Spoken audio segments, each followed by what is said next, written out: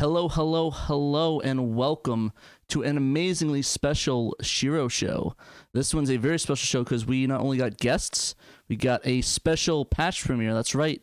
We are going to release the bulk / patch, and we are going to play it, and it's going to be fun. And we got a lot of cool guests here, including CrouchingMouse that does the voice of the latest navigator. So I guess without further ado, I'd like to welcome all you guys here. We got a lot of guests here. We got Night of Dragon, CrouchingMouse, Danthrax. We got Dave. Well, he's not a guest, he's host, but you know what I mean. Got Lacquerware. Sorry, I keep messing up. Memphis, Shadow Mask, and of course the SSG, Sam the SSG.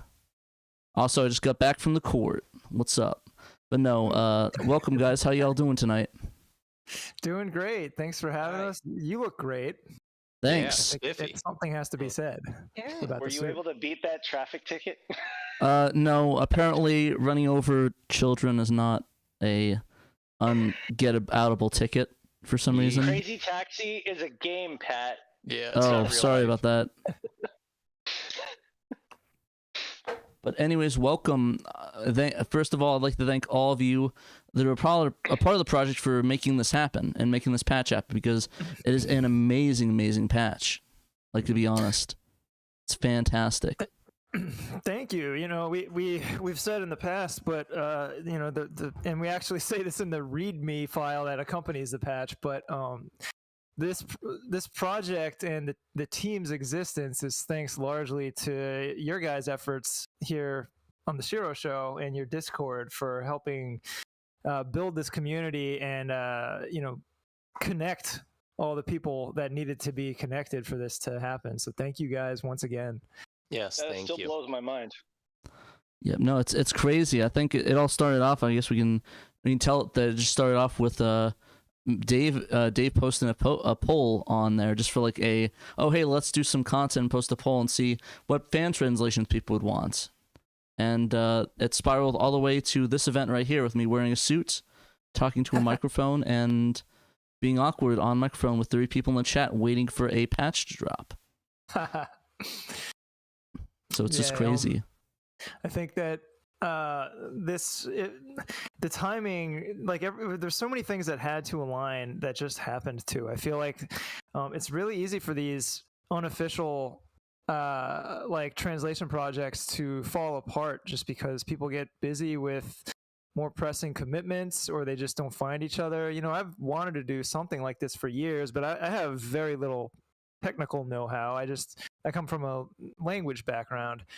So that, you know, and I've enjoyed these Japan only Saturn games for many years in isolation because I just wasn't able to share a lot of them with people. So being able to connect with people that knew how to at least start to like dig into the data and slowly through trial and error figure out where things are stored and how to replace them and things like that. That was really vital. And so it was this great congregation of different skills that made it all possible. So yeah, it feels like a small miracle of community. Yeah, no, it's insane, and just the amount of effort the entire community is like putting into it, and not only just you guys, but just everybody in general sharing it out, talking about it, doing testing of it, displaying it. I know a lot of people that are not in our community, I guess per se, had displayed it. Like I think My Life in Gaming did a streaming of it, right? And then of course, what's his name? John Lenneman from DF Retro. Yep, Digital Foundry. I know a lot of people watch that one. Mm-hmm. So, and lots of people have watched the Shiro shows that have debuted various navigators too. So, yeah, of course. I didn't want to pat myself on the back. Kind of out there, so people know about it, and they'll kind of know what's going on with it, and so there'll be a little more exposure for it when it finally releases pretty shortly now. Exactly, yeah. Speaking of which, about an hour, on our website, we're going to launch an article with the download link inside of it. It's going to be linking to not only their link on Sega Extreme to download the patch, but also another document just in case, like 2 mirrors. So in case it gets bogged down or something, we got backups and stuff. It's always good to have redundancies and mirrors, guys. That's first lesson of programming: redundancies, mirrors, backup. But speaking of which, the first lesson was Hello World. That too, but we don't talk about that.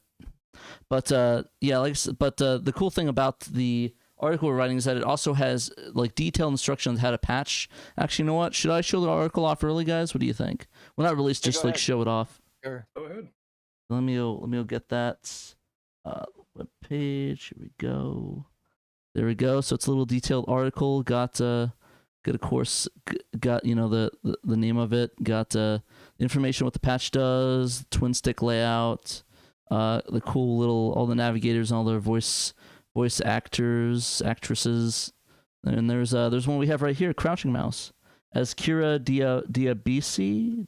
Kina Diabisi. Diabas.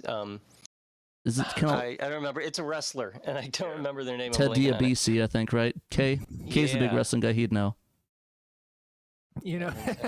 Wrestling is a huge blind spot for me, and it took and this was the missing link for us to realize that all of the navigators.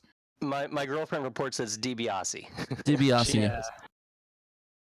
All of the navigators' last names are taken from pro wrestlers, and this was completely over my head at the start of the project. That makes sense. Scott I thought Steiner. they were supposed to be like Flair. personality traits or something. You had Flair and Hart, and then I thought this was supposed to be devious, but it's not. That's DiBiase. And shout outs to Pudgy Bunny, my girlfriend, who she grew up Shouts watching out. wrestling with her dad and her brother, so she knew all those names. She's like, yeah, duh, those are all wrestling names. I didn't see the any of the written stuff, but yeah, I would have been able to figure out like $1 Million Man DiBiase. This gives a whole new. We have a running joke about there's this guy that says "woo" all the time. Was it Clemont Lago, whatever his name is? We always joke "woo." So now every time I see medical flare, I just think "woo." Oh God, that's bad. That's hard. That's awful. That's bad. But yeah, going more into this article, it has like all the credits and stuff in there. It has the download links, of course, the coveted download links. It's like we're locking up the last Michael Jackson single, guys. Right here in this file, locked off to the public. I have the power. No, I don't. But but it's all there. There's a nice README you can download, and then of course all the contact info of the devs and instructions on how to patch and rip your disk and copy it if it doesn't go all the way to the bottom of the page like that. But yeah, as you can see, it's very, very detailed. You go through the entire patching process, so it should be easy to follow. And if you have questions, you can maybe message in the Discord. I might reply back. I might not. More than likely not. But no. All joking aside, it's pretty straightforward. The patch. It's in there, and then it's also in the document as well. So it shouldn't be too bad. Did a great job putting everything together and having all these cool little press kit for me. So thank you very much, whoever set that up in the group. Shout out to Dan who set up the press kit. Shouts out. At least the vast majority of it, and was really. He's been busting his patoot all week to make sure that this is all right. And I mean, the whole team has been working around the clock this week, but Dan really has been. And he's not just saying round the clock. Like, we have been working round the clock for the last week, with very little sleep and a whole lot of stress, trying to get this thing done, chasing down bugs and adding less second features. And it's been a heck of a week. Lots of last minute fires. Yeah. You guys technically did this in 9 months. Because I think this whole thing got kicked off in like March or something like that. March or April. Yeah, about mid-February. Yeah, mid-February. The early language translation started in mid-February. Oh, okay, mid-February. Okay. Yeah, that's when we started getting those little patches. It was cool getting those. I think that was probably the highlight of my days, just getting those patches in my inbox and be like, hey, here's a new patch. Go download it and let's play. I mean, most regular games, I would say, it would be incredible to do a project like this from complete start to completion in 9 months. But considering what you guys have pumped into this, and just the level of professionalism, and then all the people you got on board to do this project, it's kind of staggering to think about. Yeah. Well, that's why I say it's such a miracle of community, because I feel like there's so many other scenarios that could have played out where it just petered out because we didn't have the people we needed, or people were just busy. But just time and again, things kept aligning properly, and we put out a casting call and hey, we have we're looking for actors for an unpaid gig for an obscure Sega Saturn game from Japan. And the fact that we had any responses, let alone the sort of mini flood that we did get, it just wasn't a sure thing at all. So it just feels like it was really lucky. Definitely, for sure. I definitely know how. I mean, seeing every post that you guys do, it had tons and tons of shares and stuff out, and it's wow, people really love this thing, and it's amazing. What were you saying, C1? Sorry about that. Didn't mean to talk. I was saying that I thought I heard CrouchingMouse was about to say something before we got into a big discussion. Oh, I was just thinking back to, because I helped with the translation for the Sakura Wars patch, and I was just thinking it took us nearly 2 years to finish that, and I can't believe you guys got this out in less than a year. It's astounding. Well, when I first very casually was I would translate that game, my thinking was that there's not that much to translate in Bulk Slash. I did not think ahead about the fact that we would have to be doing a dub for it to be worthwhile, and that there's not a lot of precedent for that. But yeah, I specifically was afraid of getting my feet wet with something like Sakura Wars, or these more the games that tend to get be in high demand for translations, or text heavy RPGs and stuff like that. But to me, that was just it's too daunting, especially with no experience. So it would be unrealistic to start off with that. But then it's okay, but Bulk Slash has all these unique challenges. So in a way, the timeline feels about right. But we did kind of have to invent a lot of processes. And they're all worth it. I hope that folks who are not typically into dubs will give this a chance, because I feel like it's really special what you guys did. And I know there are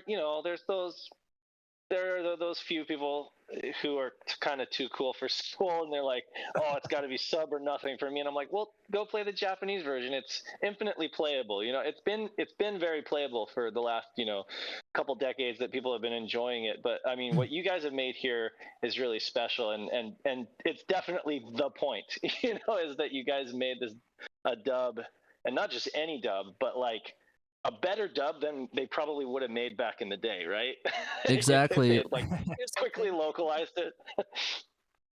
Yeah, we are benefiting from just so many advances in tech and technology, and also just, I think I don't know, familiarity of the average person with this media. So we have, I think in general, the baseline for performance, the standards for performance are a lot higher now. But also just the fact that you could count on anyone who volunteered to already have a mic that's pretty decent quality, and to have software that's good enough for what we're doing, and being able to direct these sessions over Discord. This is all stuff that's it just gives us a lot more power than we would have had in the 90s, obviously, even if we were adults back then. And realistically, a localization back then would have been between 3 to maybe 6 months at max, and they wouldn't have had the opportunity to reach out for casting. A lot of times they would just be right. Okay, we'll get this dude down in accounting, we'll have him come into the booth. Exactly. Exactly. Yeah. Well, that's the other aspect of this project, is that because it was an unofficial thing, we got to be picky. And we were very concerned with holding on to our momentum and not letting that start to fade, but it did give us the leeway to be like, I want to get this character exactly right, so let's hold off on making a casting decision until we've heard from a few more people. And then, setting up the calls to actually do the recording sessions. And that was actually one of the reasons that this project didn't come out even sooner, is that sometimes it was just like, okay, we got to record Lyra. When can we get Lyra on the phone? It's going to be a month at least. And so you just, but we had the flexibility to make that call and wait. So, yeah, we definitely had a lot more like on our side than a project in the 90s would have had. So there's such a massive wealth of talent out there. When I was starting out trying to help these guys get the voice actors, I'm scouring through Instagram, and there's tons and tons of people that are just doing fan dubs of whatever, comics, manga, their own memes on Danganronpa. These people know other people, and they'll even refer each other to us. And it's just amazing that they're all set up. They all have their microphones. Maybe they're not the best quality, but the point is they have the talent, and just that they needed the voice direction in order to make this project work properly. Exactly, and I think that's a big thing that's amazing these days, like compared to the 90s, where you need to go into a giant studio, you need to have the the room set up, you need to have the $1,000 mic set up, you had to have all that to do it. But nowadays, you can just go down to a Best Buy or Amazon, order a small the Behringer 4-way XLR input, or not even that, just go buy a USB mic off of Amazon.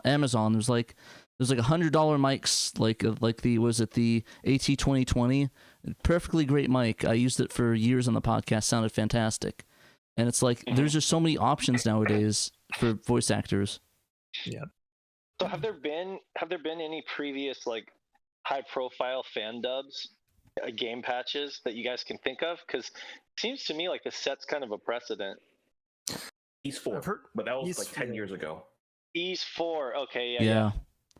There's a different time.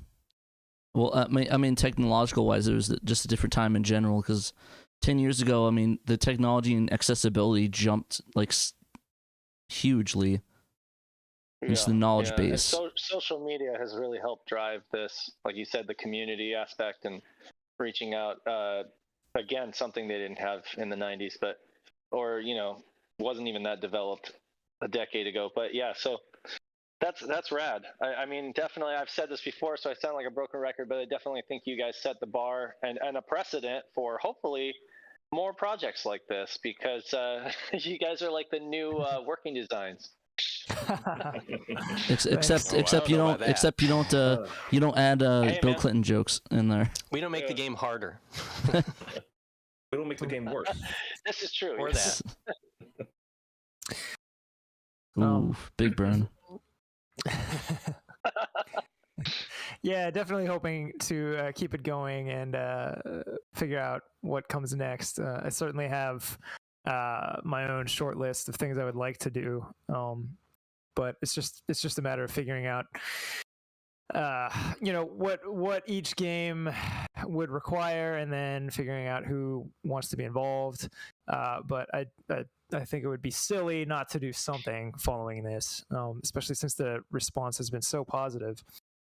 Yeah, I think a lot of people do another poll. Yeah, do another poll. Yeah. I think some of the games, at least on the polls, that were the biggest that at least I've seen, were, of course, I don't have to even say it. Everyone knows Princess Crown, and then of course Sakura Wars 2 is another one that's everyone's been mumbling about that they want to get done, but nobody knows how or where they're going to implement it in, because it's such an undertaking. Because it took CrouchingMouse and the rest of the team like 2 years to do the first one, so I can't imagine how long or the effort that would be required to do the second one, and like just the debugging tools. Because I was talking to, I think Derek was talking about that, or I forgot who it was. Maybe it was you, see, when we were talking about the debugging tools where they just weren't good on the Dreamcast. Or no, was that Night? I can't remember. It's been so long. That was Derek. Oh. Derek. Yeah, that had to be Derek. Yeah, and then he said that it was kind of a nightmare. It just had not great debugging tools. So yeah, even if Sakura Wars 2 on Dreamcast would be easier, the debugging tools just weren't there. So it definitely leads to that one for a lot of people wanting that to be. But what do you guys think? I guess spitballing. If you guys could pick one to be done like that, which one would it be? If you could pick one, I just really want Bakken Rotor, and yeah, that or Nanatsu Kaze no Shima. Yeah, that's a good one. Hand drawn. There was a Spanish translation of that under yeah, but I don't think it came to anything. It's just like stalled out. yeah, I know one big one I want is the Shin Megami Tensei Devil Summoner. I know it has a PSP release, but like just I can't remember who it was, but they shared like the text of an insert into the game, so it's possible. So it'd definitely be one I'd like to see because I'm a big Shin Megami fan. So definitely. I've just been playing through Soul Hackers recently. That's like I guess it's a spin-off of Devil Summoner. Yeah, is it Soul Hackers on the Saturn or is it complicated enough? yeah, because technically Shin Megami Tensei is a spin-off of is it just the Megami Tensei series? Technically. Yeah, I know. I know I've had this all laid out for me like 3 separate times this year, and I still don't remember how this how this extended universe works. Because Persona, technically, a lot of people think that's a spinoff of Shin Megami, but they don't realize there's like another one on top of that. I think Digital Devil Summoner is technically the original, like Persona the one was the spin-off of Shin Megami Tensei and then they made Persona 1. And of course, it was originally just called Megami Tensei. Yeah. And then they made a sequel or a redo or something of it, a remake, and they called it Shin Megami Tensei. So and they just stuck with the name from there for some reason. It's all new. Everything's new. Yeah, it's interesting, but it's all good. But speaking of that, I'm super excited for the Persona 4 Arena getting a port to PS4. That's finally great. I don't want to spend $120 on that game. Hate that. But yeah, that'd be a cool one. What about the rest of you guys? If you guys could pick one, what would you pick? What to do a localization of? Like you just snap your fingers and it's localized. Well, if it was as easy as snapping my fingers, I would say let's get Princess Crown out the door. Yeah. I love Vanillaware, and I think that's that game. It fits right in with the rest of their stuff. If you like, it's really fun. It's really pretty. And you have a pre-existing translation to work from. Yeah. That always makes it easier, right? Yeah, exactly. I'm keen to kind of keep looking at more like relatively smaller scope action titles, kind of like in the same vein as Bulk Slash. It's the kind of game I like to play, and I think that you can get them out the door faster, which keeps the scene happy, thriving. And it just gives people more stuff quicker. I'm a huge fan of the twin stick.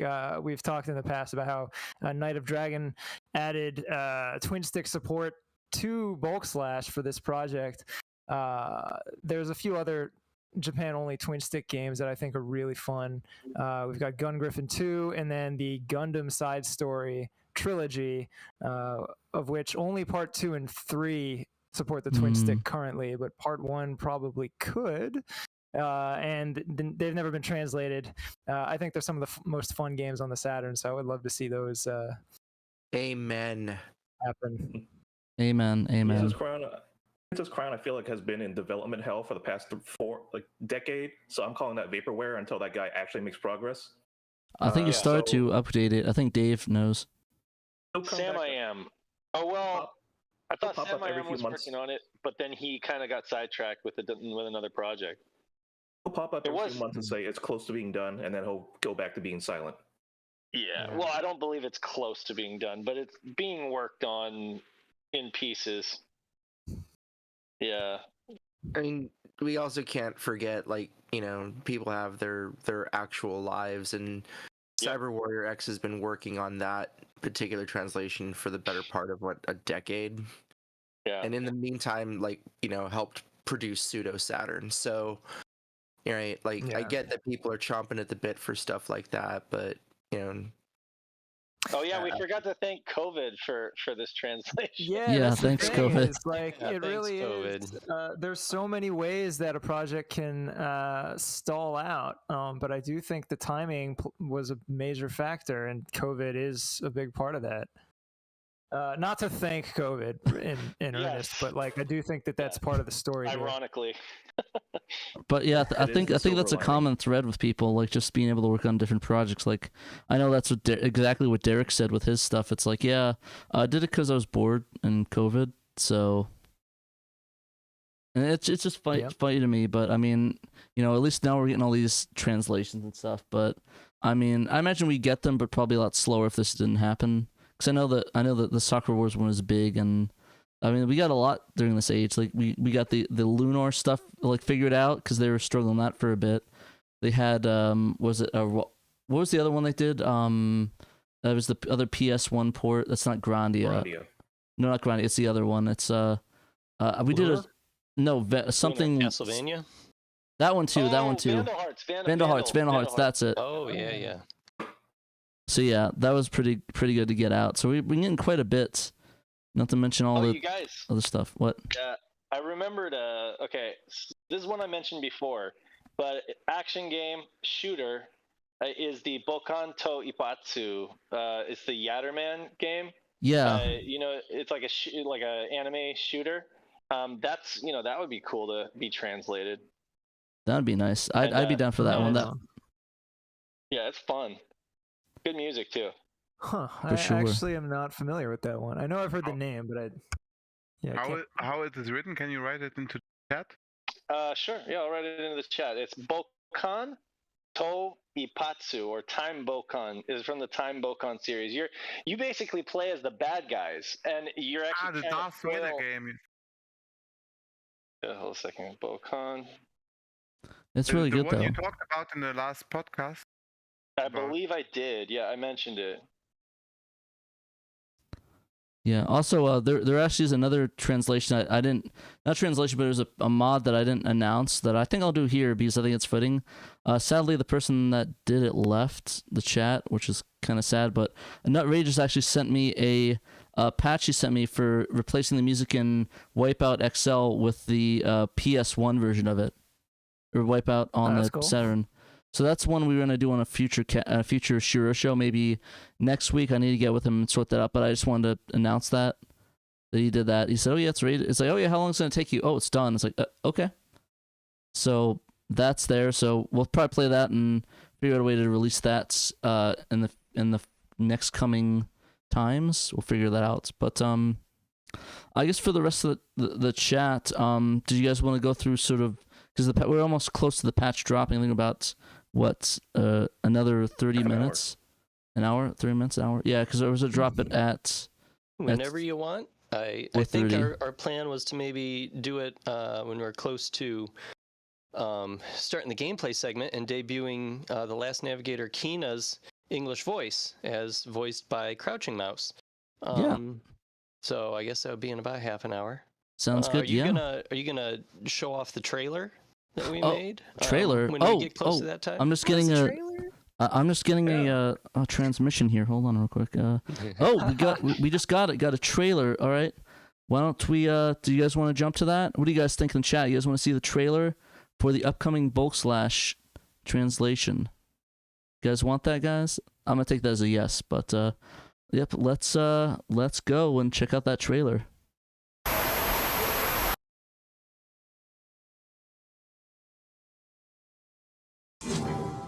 Launching operation.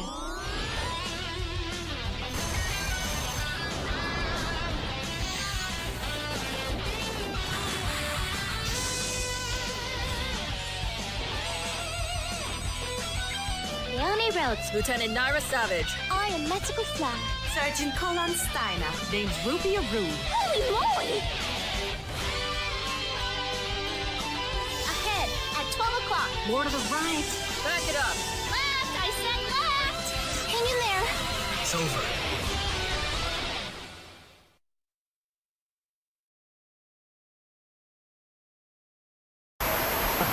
Yeah. Amazing. That was fire, guys. That was Fire. Can I just make a little shout out here? So this trailer was crafted by a YouTuber who goes by the handle Boffner. We discovered him because he made a bulk slash video that is just like this big Valentine to the game. He loves the game. He's really good at it. And his video was just like this. It was so positive. He has this enthusiasm for cool games that's really infectious. And so I worked with him, and he made the whole trailer. Shadow Mask did the audio mixing and post. Shouts out. But all the video editing was Boffner. I really recommend checking out his channel if you're looking for more positivity in the game scene and someone who covers Saturn games and other retro games. No, for sure. And I was actually toying with the idea of including that in the article, but that won't be, mostly because it would require me to upload to YouTube and or some other hosting thing and take away from Boffner's views, which I think is just a shame. Huh? He wants you to do it, as long as you credit him. Oh, no, I meant like everyone's free to host the video, but it's ultimately your guys' call, so don't. Yeah, because I wanted. Is he gonna share it on his channel? Because I just want to wait for that to go up so he can get all those views. Okay, so I'm gonna wait till he puts that on. I'm gonna put it as the header for the article. I don't want to take away from his views at all. I know that I'm really picky with YouTube, and I know that that's a killer for some channels. So I want to make sure that that trailer is on his channel, and you guys will be able to view that. And we'll link that there once it's up. I don't have any contact with him, but I imagine you guys will sort that out and let me know once he puts that we'll up. let you know. Mm-hmm. For sure. All right. So, you know what? I want to watch that again. What do you guys think? You guys want to see the trailer one more time? One more time? One more time, trailer? Let's do it, guys. Trailer one more time. Woo! Launching operation.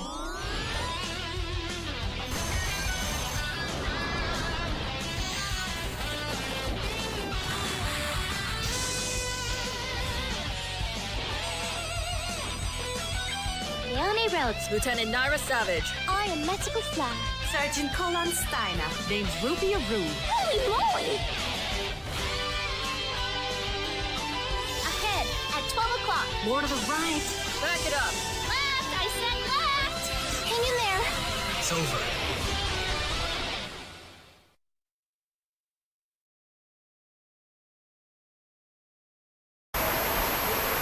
All right, guys, we're back. That's the trailer from Boffner, the amazing bulk / English translation trailer. I loved it. I wanted to watch it twice. Sorry, guys. I know some people didn't, but I wanted to, and I think a lot of people want to see it again. Holy moly, indeed. That's like my favorite line. Goddamn awesome. Oh man, so I had written out a whole outline because I was trying to take as much of the burden off Boffner as possible. But when I gave him a bunch of raw footage I had captured. And when he started getting to work on it, he pinged me and he was like, "Lyra's holy moly is amazing." It is good. And I saw that he had worked it into a rough cut of the trailer. I was like, "Yeah, let's keep it in there. It is an amazing line." That was really funny. I'm glad you added that line, and I think all the voice actors have a bunch of different lines I love. I think with that voice actor, I can't remember who did her voice off the top of my head. Actually, let me look at the article. Aaron Leaf, I believe, did Lyra's voice. Mm-hmm. Aaron Leaf, yeah. I think my favorite lines of her is that one and the "I don't want to die." Yeah, it's really funny. Yeah, I don't want to die. That was a pivotal line in getting her the role. It just just thought her when she delivered that line in the audition. I thought it was so funny. Yeah, for sure. So and this trailer was pretty much put together over this past week as we were kind of in our crunch period leading up to launch here too, wasn't it? Yeah, speaking of that, do you guys want to talk about the stuff you were going through the last week? I know you sent me at least like 3 or 4 different patches in the span of like a day, which I thought was pretty funny.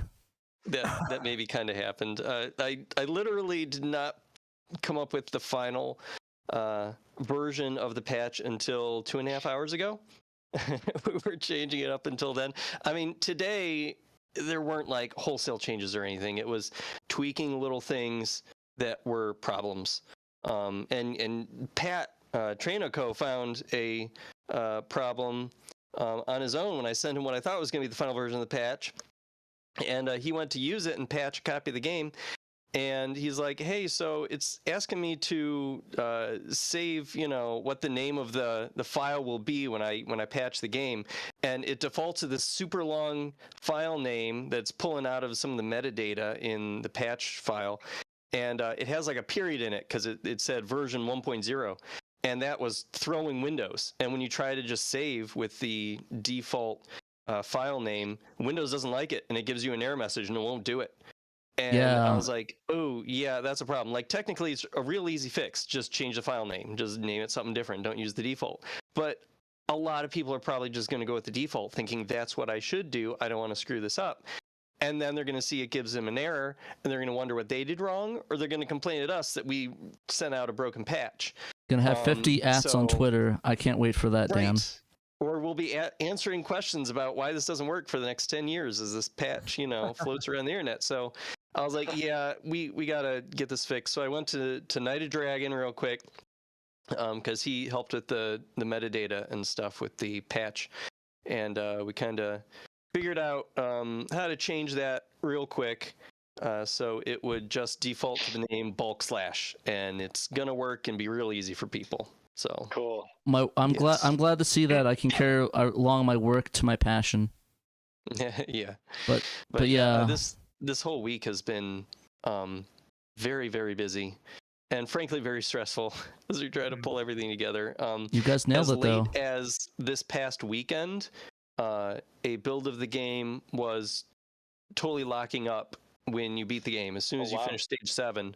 Yeah. As soon as you finish stage 7, it's supposed to load up the main ending cinematic, and it was just a black screen. Wasn't going anywhere. We're like, oh, this isn't good. And that was right after we tried to put in the localization team's credits during the credit roll after the Japanese staff's credits. And something about that was making it crash pretty much. So we kind of like pared it back, tweaked it a little, and then it stopped crashing, but it threw a bunch of garbage up on screen over top of the cinematic as it's playing, and it was a bunch of pieces of tiles of letters, like graphical, letters that are stored technically as graphics within the game. It was pieces of letters all over the screen. We're like, what is this? We've never seen this before. What's going on?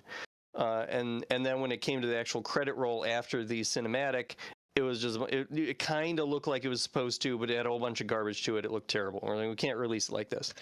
The best idea we have as far as what was going on with that is that the credits were too long. It was trying to load all of those graphical tiles for the text into memory at once, and it was filling up the Saturn's video memory, VRAM. So we're like, okay, we got to come up with an idea for how to make this work. Night of Dragon came to the rescue and built a tool to make it a little easier to just feed credits into it, a big image file of them, and it would identify redundant tiles so that there wouldn't be multiples of the same exact tile in the video RAM, and it would just refer to the original one to kind of save on the space. And when we did that for just the Japanese staff's localized credits, translated credits, it worked. The game ran, no problems.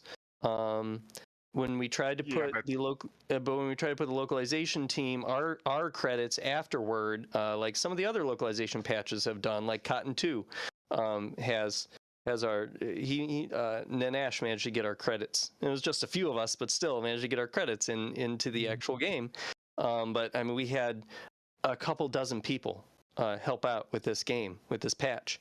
So we had a lot of names to put in there, and it still could not handle it. And we were trying right up until a day ago to get it to work, right down to scrapping all of the lettering that I had hand drawn in MS Paint originally, and tile set, scrapping that completely, using just like a stock font that Night of Dragon was able to just like put in there with his tool that he programmed, that he built. And having it use a font that's half as high, it's half as big. Try to save room, but I think doing that meant that it couldn't find as many redundant tiles. So that it was still causing problems. It was still putting garbage up over top of the cinematic at the end, and the credits weren't looking right. So we're like, okay. So unfortunately, we had to scrap our own credits in the game. We're gonna keep trying. Maybe we can get it into a version 1.1 of the patch, but the version that everyone will download soon tonight, and going into the future, the 1.0 version will only have the original Japanese staff's names in there and translated, which we felt was the most important thing because they're the ones who really made the game. Exactly. As Lacquer has been saying all throughout this project, the point of this project is preservation. I mean, we're making a lot of changes to it as far as replacing voice files and correcting spelling errors and putting English in there for the briefings, but we're just doing the bare minimum, really, aside from adding twin stick controller support. We're just doing the bare minimum to make the game accessible to an English-speaking audience. We're trying to make this as much a preservation effort as anything else, so that people can enjoy this game the way Japanese players enjoyed it back in 1997. Yeah, speaking on that. Sorry. Yeah, speaking on the twin. You could. Dang it, Dave. Sorry, go, Dave. You go. Go ahead. I was just saying, I suppose you guys could replace the names of the original voice actors since you've replaced their voices. I mean, you took their voices out and put new voices in. So they're not in the game anymore. That you could at least do that and get all the voice actors in there. We could. I would like to find a solution that doesn't require that. I feel a little funny. I'm very conscious of the fact that we were not asked by the creators of the game to do this. Right. So, I'm trying very hard to keep our footprint small and not presume that we know better or trying to erase anything they did. The twin stick was the biggest liberty we took. But that's still an addition, and as Lockwood had it, the game had a hidden fourth control layout that is not visible on the options screen, but that existed under the hood that Night of Dragon was able to hijack for the twin stick purposes. So we didn't even have to co-opt one of the 3 control schemes that are available on the options screen. There was a fourth one just waiting for us. But it's almost like they waited years and years, like, okay, team's gonna come back years later and then use the slot. Let's do it, guys. It's like throwing a message in a bottle.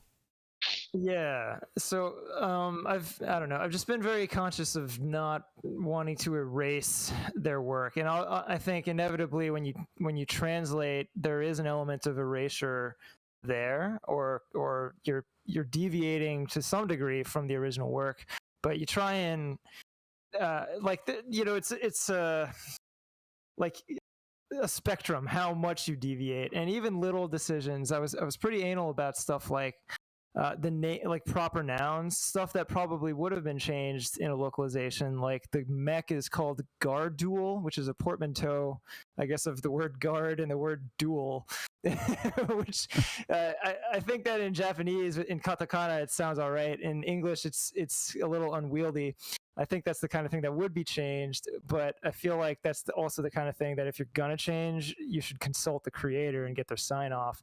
And that's a way that I thought that what we're doing differs from a localization that's to go to market to sell a copy of a game to a different audience. So it is more preservation than I think you're used to seeing with a localized game. Yeah. One thing I also want to talk on real quick while they're here is both Shadow Mask and Jiggle85 are on the chat, and I kind of want to ask them about some of the music stuff that they worked on. If that's cool with you guys. Do you guys want to talk about sort of how you were approached and how you sort of worked with the music and what you did replace in the game? Yeah. Are they there? Yeah, Shadow Mask said he's not the voice. Can you hear me? Yep. Yeah. What's up? Yes. How you doing? Yeah, I've got to push this thing on my phone. I'm just having a fag outside. Who are we hearing right now? This is That's Jiggle85. And Jiggle85 it was one of the guys who recreated the music that you hear in the ending cinematics of Bulk Slash. And just a real quick explainer of why that's necessary. The cinematics for Bulk Slash at the end of the game and the opener, all the sound is all in one thing. The sound effects and voices are not separate from the music. It's all just one sound file. So if we were going to redub the voices into English like we wanted to, we would have to completely strip away all of the original audio to those cinematics, remake the music, and try to make it sound as close as possible to the original, and reinsert sound effects, and then put our dub. So that's when Jiggle 85 came in. Yeah.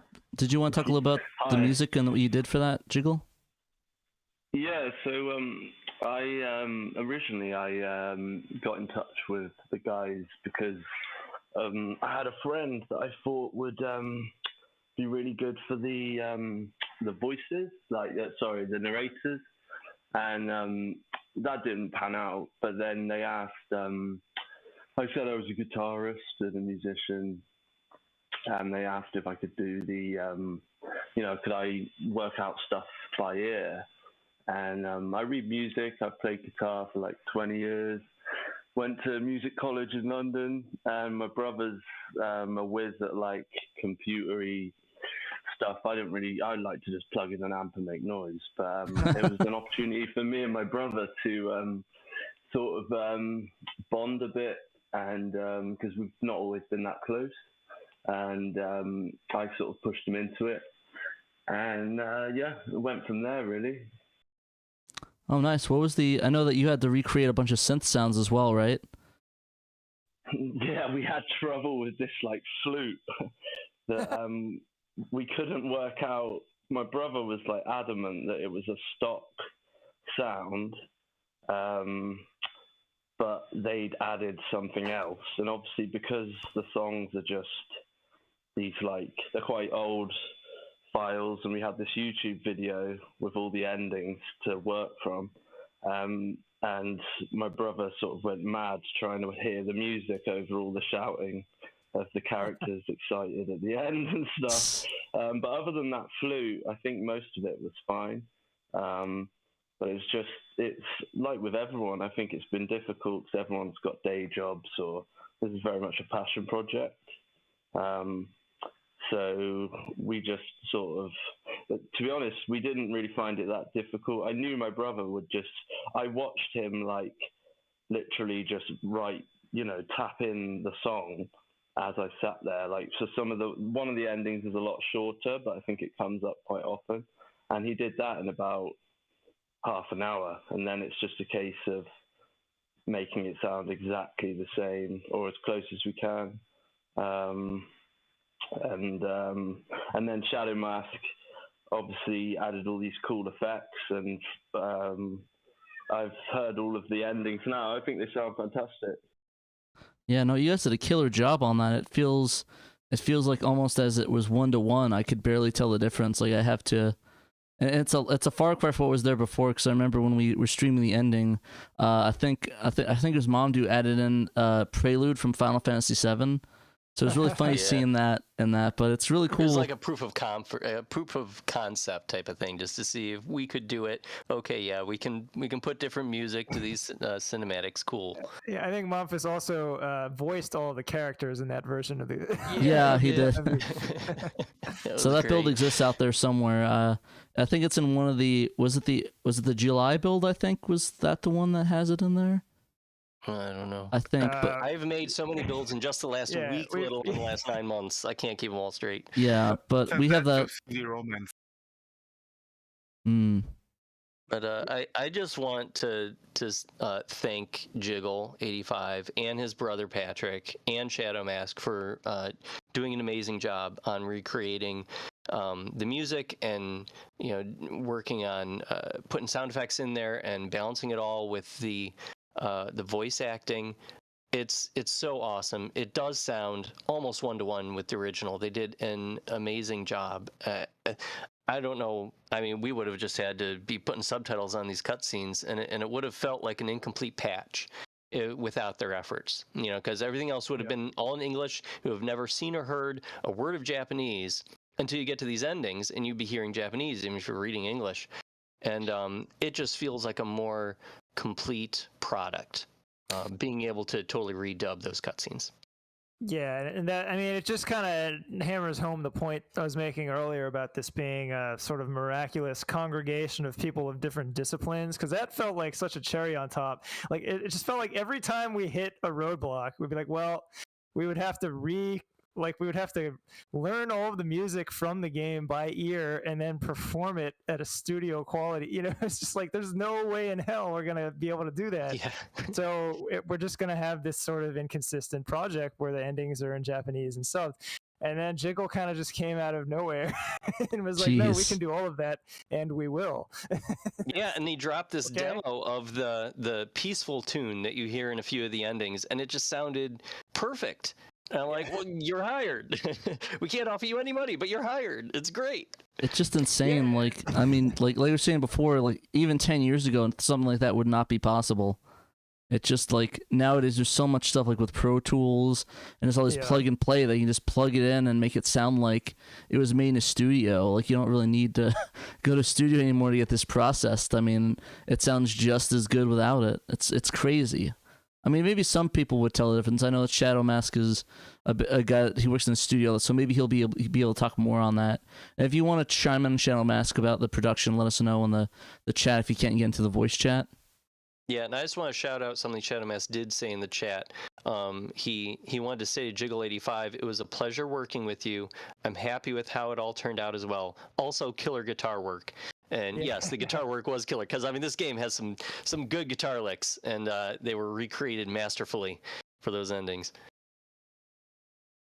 Yeah, no, it's insane, and it's just amazing how much went into this project, and that's why we had to have so many streams, because there's no way we could fit like all this information into one podcast.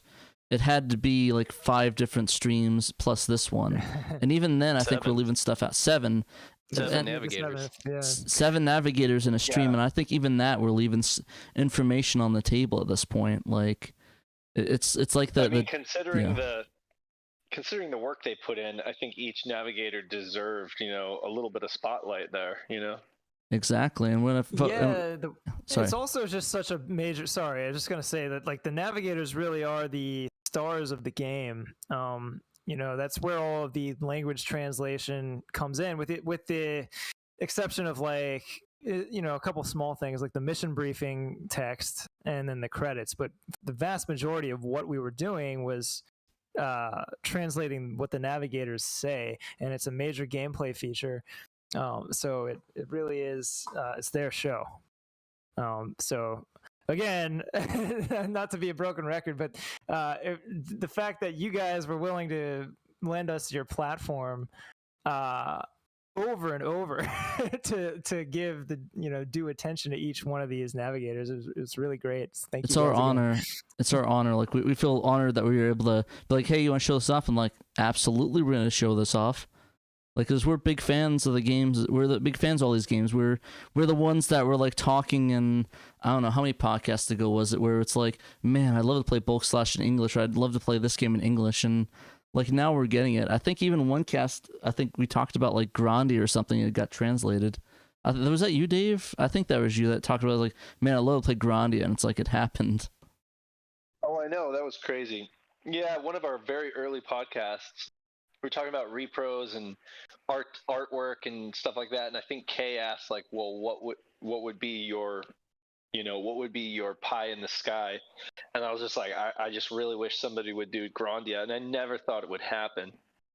But I mean, speaking to the platform, I have to reiterate, I know this might sound, silly or cliche, but this is really your platform too, guys. I mean, we're fans of you guys. We're ecstatic that you guys decided to take on this translation. We love this game. We're so glad to see it and hear it in English.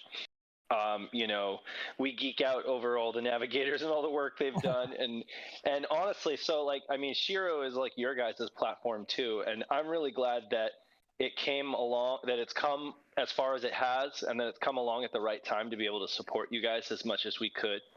And of course, it's going to be there for you, whatever next project you guys decide to take on, because that's what we're all about. is building this community and helping more people discover Saturn and get into enjoying it. And this is not the. And this is thank not you the. for that. Sorry. No. Yeah. Sorry. I was just saying, and thank you for that. I love this platform you got going. Your weekly. I mean, imagine a weekly show about Sega Saturn, and it's just so cool. When I first heard about it, I'm like, oh dang, like somebody's actually doing this. And then your website dedicated to Saturn community news and everything. And I mean, it's so cool you guys do this. So I appreciate you guys for everything you do. Thank you. Thank you. We appreciate that, man. It means a lot. I mean, I think we started the show just so we can cut back on the time we use on the podcast. And honestly, I think this started overtaking the podcast as the main thing right now. Yeah, for better or for worse, probably. No, I mean it's great. I was streaming games on every Friday, and I was like, well, why don't we just turn this into something?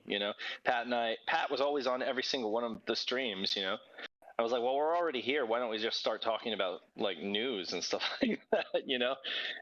Do something valuable with the time, on Fridays. And yeah, but I mean, honestly, we really do need to give the mainline, I guess, the story arc podcast some more love and attention. But we're really looking forward to having Peter come back from his school hiatus. So definitely, we're going to be gearing up a lot when he's able to get his hands on deck again. But yeah, we'll probably have a New Year's cast coming up here.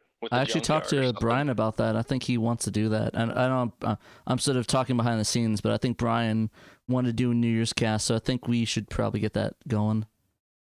Definitely. But yeah, one thing I actually want to talk about. We're running out of time, but I know the SSG is here. I kind of want to see his views on this project and his sort of struggles with Bulk Slash, because I know he started a translation. If he's still here, it looks like he's muted though.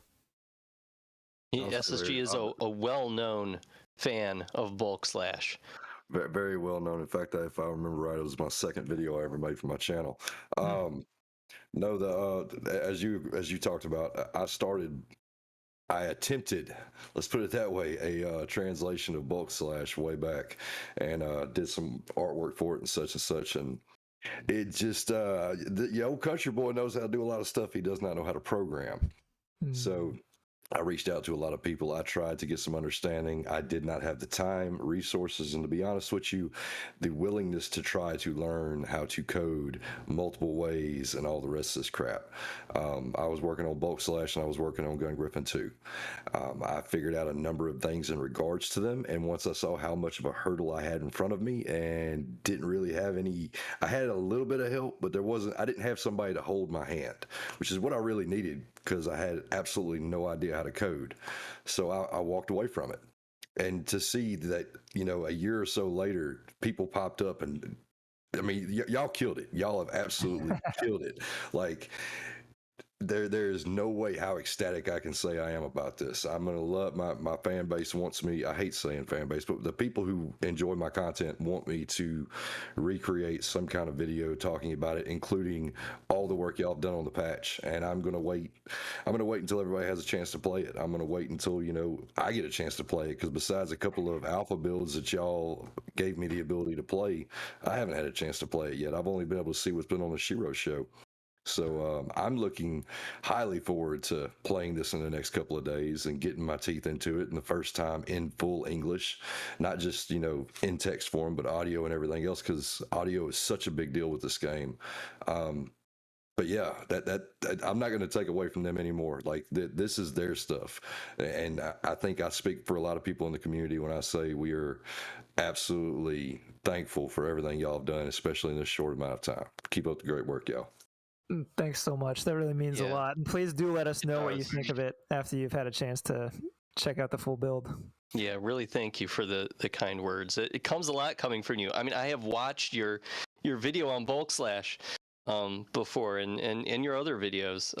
I mean, one of the reasons I wanted to help out on Bulk Slash however I could was because I checked it out one time about a year ago. I've only had a Saturn for a few years, admittedly. And I mean, I've been a Sega fan since I was 8 years old back in the early 90s. But I didn't get a Saturn originally, and so I just got into it recently in my life. And I checked out Bulk Slash about a year or so ago, and I'm like, this game is amazing. It has like some of the best 3D graphics on the Saturn. It just plays so well. The music's fantastic. It has so many cool things going on with it, and so I have watched some of started watching videos about other people have done about Bulk Slash and that sort of thing, and SSGs was definitely one of them.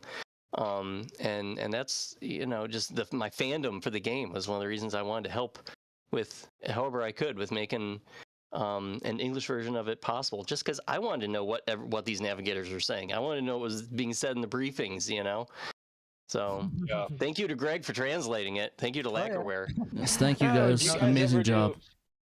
If you guys ever do Gun Griffin 2, or if anybody does, they need to have Sam on as a consultant though, because he could get you real deep into the or into the backstory. Apparently, there's a real huge story to Gun Griffin 2.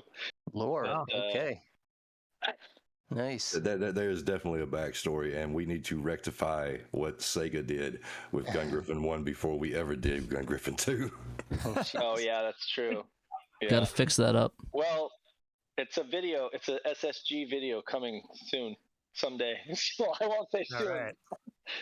One day In the future, amongst the relics of the past. I don't know. We got to figure that part out. It's gonna be like Mobile Suit Gundam.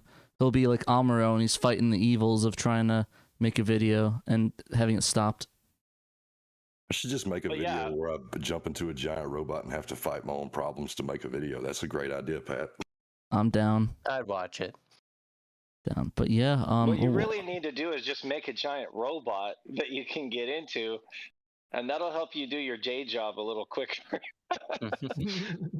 So, like those things from Aliens, the exoskeletons. Power loader. I'm a bad Aliens fan, guys. Sorry. No, you're good. I actually just played Aliens EP. My finger is hovering over the go live button on Sega Extreme for this patch. Do you think it's about time? Yeah, it's about time. I got my finger over the publish button on the article, man. so okay. I'm really hoping that nothing breaks when I click this, because the way this week has gone, it's definitely a possibility. I don't think it's not going to happen. It'll be funny. Let me get the website up, and then I'll do a countdown. Then we'll hit the button at the same time, and we'll get this going. All right. Down. All right, you guys ready? Ready. All right, 5, 4, 3, 2, 1. Oh, it's live, guys. It's live. SegaSaturnShiro.com. The article is now live. You can now view the article. The download is there. The link to our webpage is down in the video description below. SegaSaturnShiro.com is the website. It has the patch all the way down here. It's right here, the section underneath the credits for the team. You can download that. There's a mirror link to the Sega Extreme, just in case that one breaks, that I have up. Redundancies. It looks like it's up. I think we're okay. Yeah, I'm opening up Sega Extreme, and there's a download link open. I'm clicking download, and it's downloading the zip file that I was editing as of a few hours ago. Let's verify that. I'm gonna hit the mirror link. Ooh, right there, big download button, guys. Download, boys. Right there, every corner. Right in the little corner. Let me. Like over there, up there, the giant download button. It's not showing my cursor, but imagine I'm pointing a cursor. Yeah, see, it's lighting up right there in the corner. Download it, guys. Download it. Go to the article. I think is the website slogging. I think our website is slowing down on us. I just tweeted it out too, so nice. The world knows now. The world has it in their hands. It's out of our hands now. Nice. It's not gonna lie, it's been a stressful week, and it's been kind of nerve-wracking trying to get this ready to go in the way it should be, in the right way, get all our ducks in a row. But it's kind of exciting to finally get this out to everybody. It crashed our website! Oh my gosh.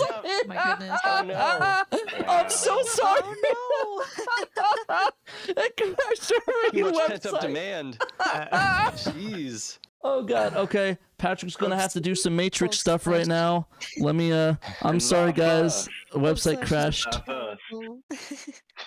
I'm sorry, guys. Let me go. I'm gonna get the link and I'm gonna tweet it out. I'm gonna I'm gonna hide this video because I don't want people seeing my search history. Not that I have anything bad on there, but I don't want people seeing my investment strategy. Yeah, it's the investment strategy. I mean, I got the suit on, dude. I'm investing king right here. You can't. I can't believe that crashed our website. Oh man, our webmaster's gonna be so pissed at us. All right, well we have to. I didn't realize that our web traffic was back. Okay, it's back. Okay, it's back, guys. Yeah. All right, yeah, we gotta get like web traffic bigger than 10. Support it. We'll figure that out. That's the Patreon money. We got Patreon money for that now. So, I'm just gonna tweet it out. Getting the link right now. Go on Twitter. Twitter.com. Do we want to put the trailer out there again? Oh yeah. Do we want to do that? I was gonna do that before do we have a link that I can tweet out for the trailer? Brenton's just shared it out. Let's shared it out. Yeah, we're free to tweet it. I don't know if Boffner's uploaded it yet. He was gonna. He may or may not have, but go ahead and tweet it out if you feel like tweeting it out. I was about to as well. Yeah, I think we should just do that. Everybody should tweet it. Reach the maximum amount of people as we can. I tweeted out that we broke your website and how proud I was of the Mecha community now. All right, so I'm tweeting it right now. Our website is down, but the patch isn't down. The bulk/fan translation here. Should I put an image? I was thinking of putting an image of Initial D. I don't think I'm just gonna put our video one. I'm not gonna be funny. I'm gonna put that in there. Gonna tweet that out. So yeah, sorry about that, guys. Didn't realize our website would break. Yeah, yes, I'm wearing pants. Like people are asking me that. You think I would wimp out and just go with a jacket? Hope you don't play that. Right there, got the pants. Pants right here. I don't mess around with that. Don't call me on that. I was waiting for somebody to call me on that, and I had the receipts to back that up. I would not go pantsless on the stream, guys. Thank you. I've seen a lot of nice suits. Thank you very much, guys. This suit was expensive, but I like it. I might take off the jacket for the game stream, though. I don't know. I'm thinking about it. I'm thinking about putting the tie around my head like in the Japanese anime when they're drunk and doing stuff. I don't know. You need to get like a trumpet or something like that. You look like the dude from the Boss Tones. Oh, I was gonna say I'm about to form a ska band. Yeah, you are. Do a ska band. Sounds good. I'm gonna be just doing covers of Aquabats the entire time. You need to skank on that screen. Oof, I'm not commenting on that one. But yeah, you use it to dramatic effect. When the game starts getting hard, you take off the jacket and roll up the sleeves, and then when it gets even harder, you take off the tie. And by I the gotta end of wrap the it around my stream, head though. It'll be tied around your head. I got you. We'll figure it out. But speaking of which, we should probably jump. Real Big Fish. Hell yeah, that's a good band. We should probably jump to the gameplay stream. But before we do, why don't we show that trailer one more time, eh? Oh yes. Oh yeah, let's get that trailer. We're jumping in the game stream. Let's do it, boys. Launching operation.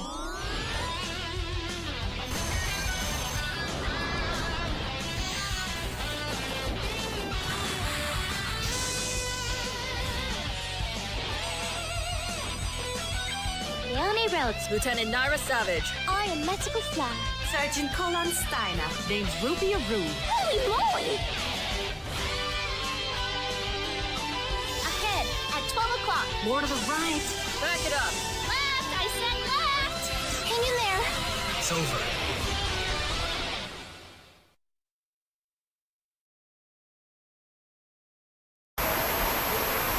All right, guys, we are in the gameplay segment of the stream. This is where we're gonna. Okay, I guess it decided to just want to crash my capture card as well. Yeah, there we go. And still give me a 1 moment, please. That's not good. That's not good at all. It was working fine earlier. Don't know why it's not working now. Wow. Okay. that's some fun stuff right there. It's because you're live. What do you mean? It's because every it's a time it's rule. live. Holy moly. Things only break when they're important. Right. Try and activate that again. Let's see if that worked. Awkward.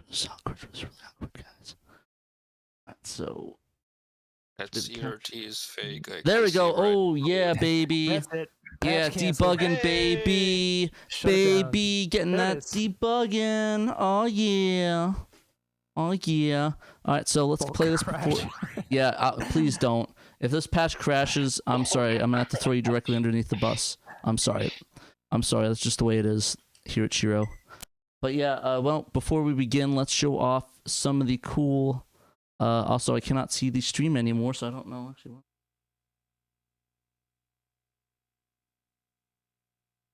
That hopefully still see the chat. Oh yeah, it doesn't matter because you don't see the chat anymore, the video anymore. Just want to see the views and stuff. Give me a sec, guys. Yeah, I just want to show off the controls real quick. No, it's not bundled together with translation. There we go. Okay, I just want to perfectly time it so I can see all the stuff.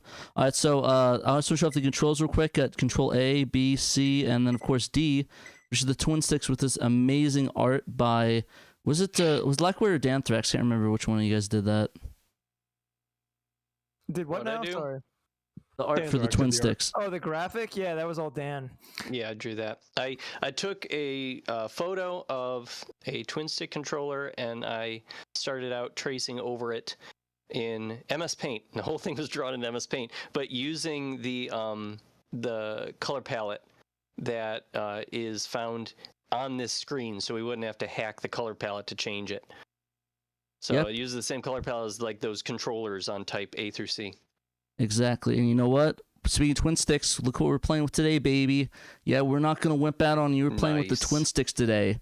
Gonna be authentic. Gonna show off what it can do. So that's the control style we're going with tonight. So I know people torture are for you today either. what? No torture for you today either. Oh yeah, they fixed there's an issue with it before where it would lock on and it would just keep locking onto the boss and I could not hit there's a certain boss I'll show off late. Oh, oops, I need a little bit of difficulty. I know that's sacrilege, but I want to get through this game. Not that I'm not bad, but it's one thing playing the game, streaming it, and then playing it by myself.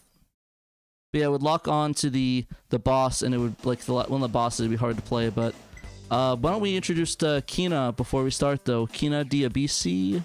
Kina Diabetes? DBC? Whatever her name is. What did Pudgy Bunny teach us? Diabasi is right? Diabasi, I think. Dibiasi, right? Dibiasi. Do you want to introduce this character? Dibiasi. Yeah, Dibiasi, and it's voiced by CrouchingMouse. So CrouchingMouse. Ooh, we're all having talking issues today. But yeah. Yay for Crouching Mouse. I'm glad to see she's back in another game. Do you remember what your entry point to this project was? Like how you found out about it and all that? I think somebody messaged me and was like, "Hey, I know you did like the narration for the Soccer Wars trailer, and we need like people to audition for this project." And I was like, "Oh yeah, that sounds really cool. I'd love to." That was probably me because I was working on Soccer Wars with you. Mm-hmm. Yeah, I can't remember. It was so earlier this year. Yeah, this is the longest we've gone between recording and showing a navigator by a long shot. I don't even remember when it was, but it was before Cologne Steiner. Probably June or July, I I think. think it was July.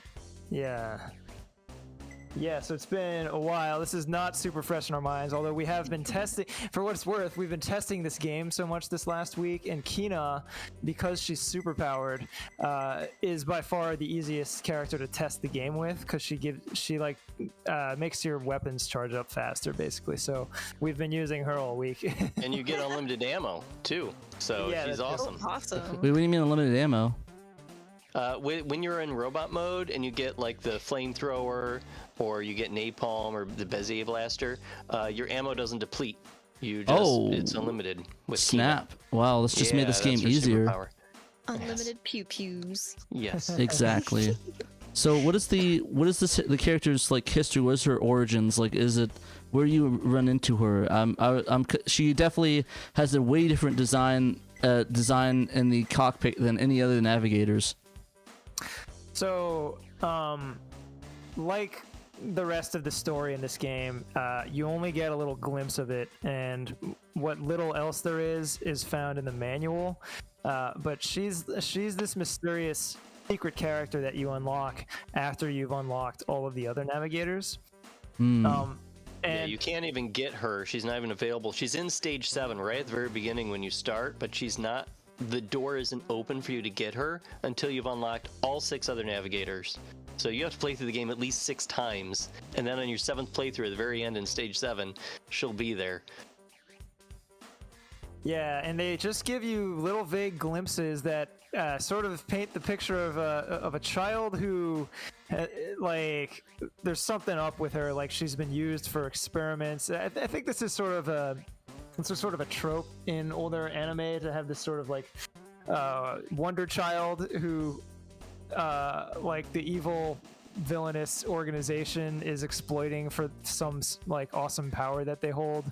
So she's like a little odd, and like when you're idling, she'll say random, like, one of her lines that she says when you idle is like, "Oh, my head." You don't really know what's going on, but you get the idea that like she's been subject to experiments or something. So it's a little dark, but she's still like a kid at heart. So she's like, there are moments where she's like lighthearted and fun. So it was a tough character to get like the right balance of elements. I think this was probably one of the hardest, maybe the hardest character to cast. It's also just hard to get adults to play a kid convincingly, or to do it in a way that isn't just annoying.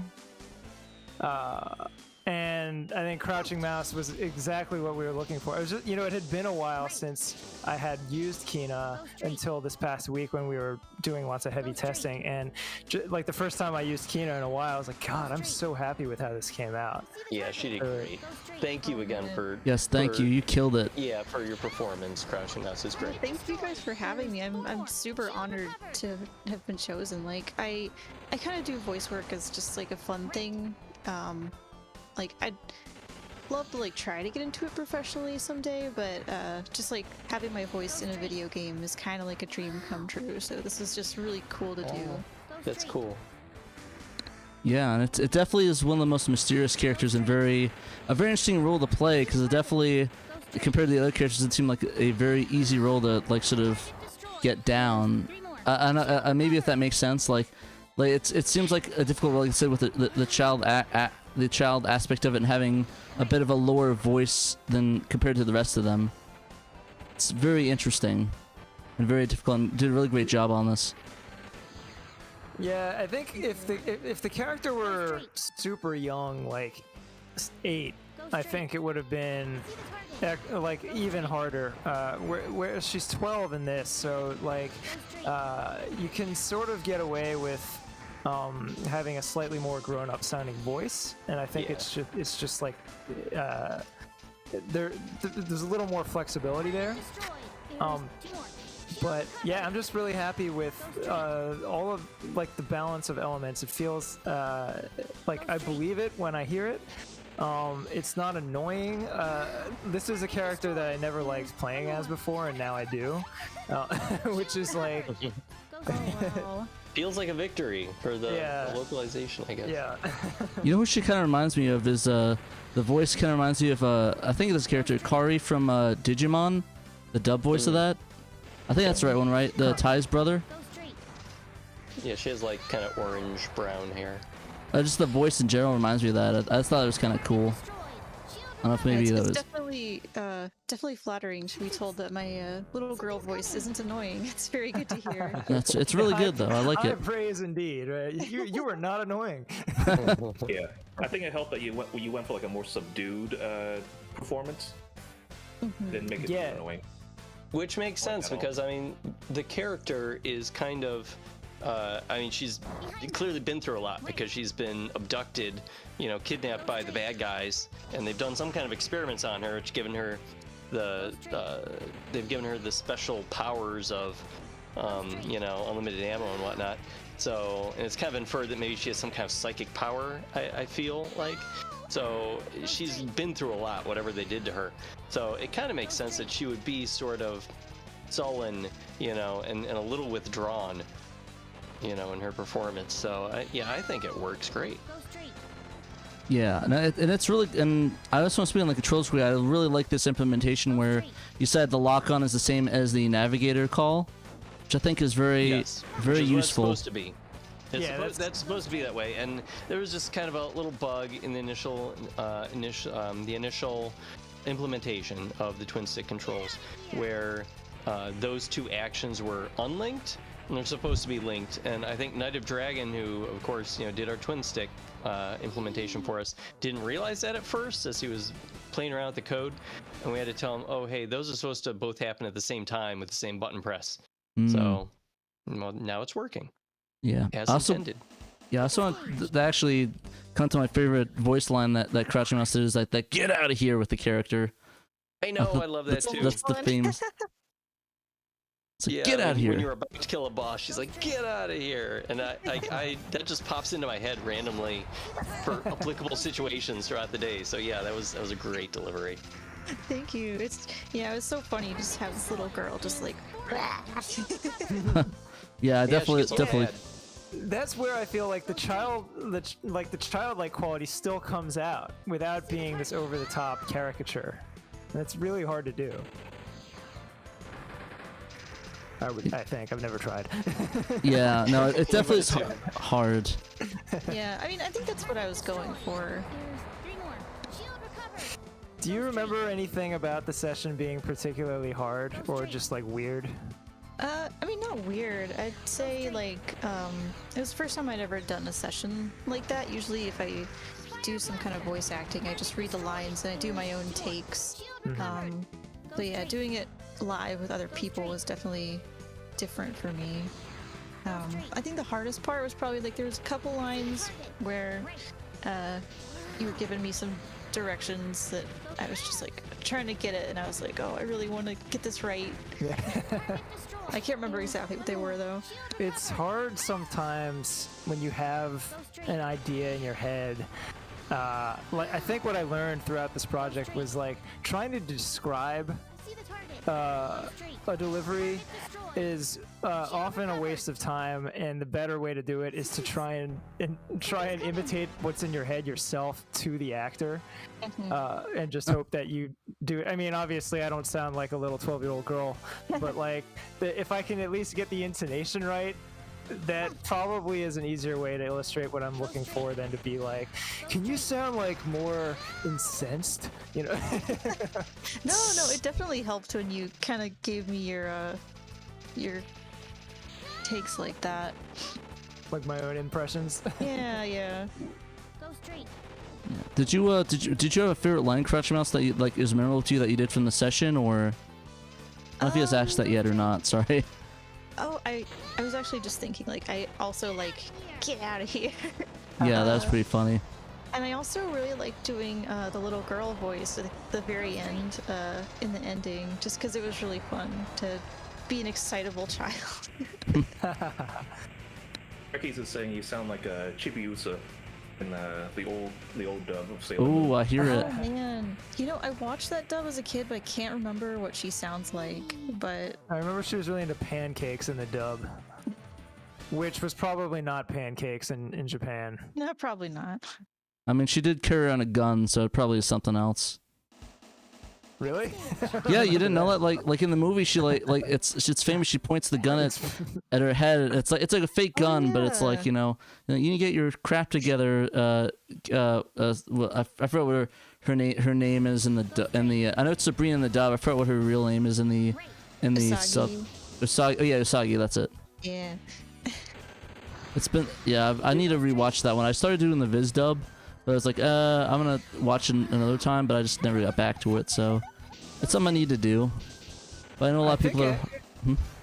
I was just gonna say, I think the most common comparison that I've seen on like Japanese message boards talking about this game is does anyone know the show Nadeshiko?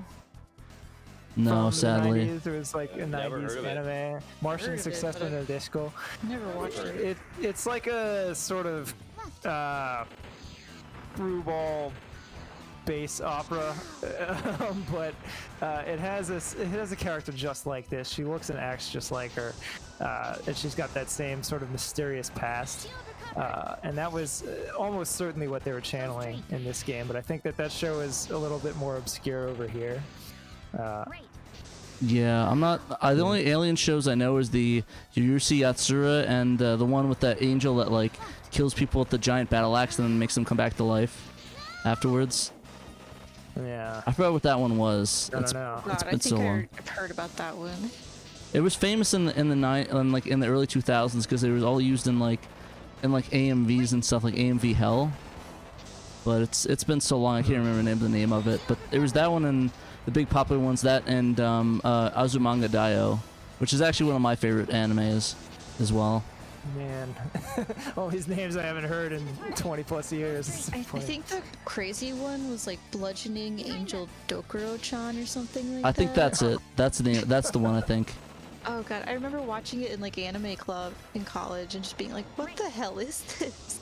Yeah, it's pretty insane. I haven't watched it in like almost a decade myself, but that one is really good. I think that one's another rewatch. But right now I'm trying to get through the Index series. If any of you guys watch that, it's the magical. Is it like that scientific railgun, certain scientific railgun show? Yeah, that's the main show of the spin-off for Railgun.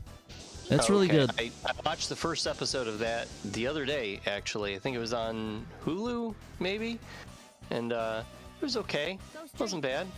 I guess I wouldn't mind watching an episode 2. I think I just didn't have time at the time to watch the next episode. No, that's fair. Railgun is really good. That's what my roommate got into, and he was like, "Hey, check out the series." Like, okay, we'll watch it. So, I'm going through Index, and once we're finished with the season, we're gonna start Railgun, because it's like apparently the first season of Railgun takes place like in the beginning of Index, so it's sort of like a prequel sort of thing. So we're gonna watch that, and I'll let you guys know what I think of that when I watch it. But I've heard the Railgun series is really good. Being But a yeah. basic kid and trying to watch Cowboy Bebop for the first time. Ooh. Speaking of that, R.I.P. Oh my gosh. Yeah, that was like a really defining. Oh, wait, not the Netflix one that got canceled. Watch the original. Oh, it's a goodie. Yeah, I mean, everybody's like, oh, Cowboy Bebop, my favorite anime. I have not watched it either.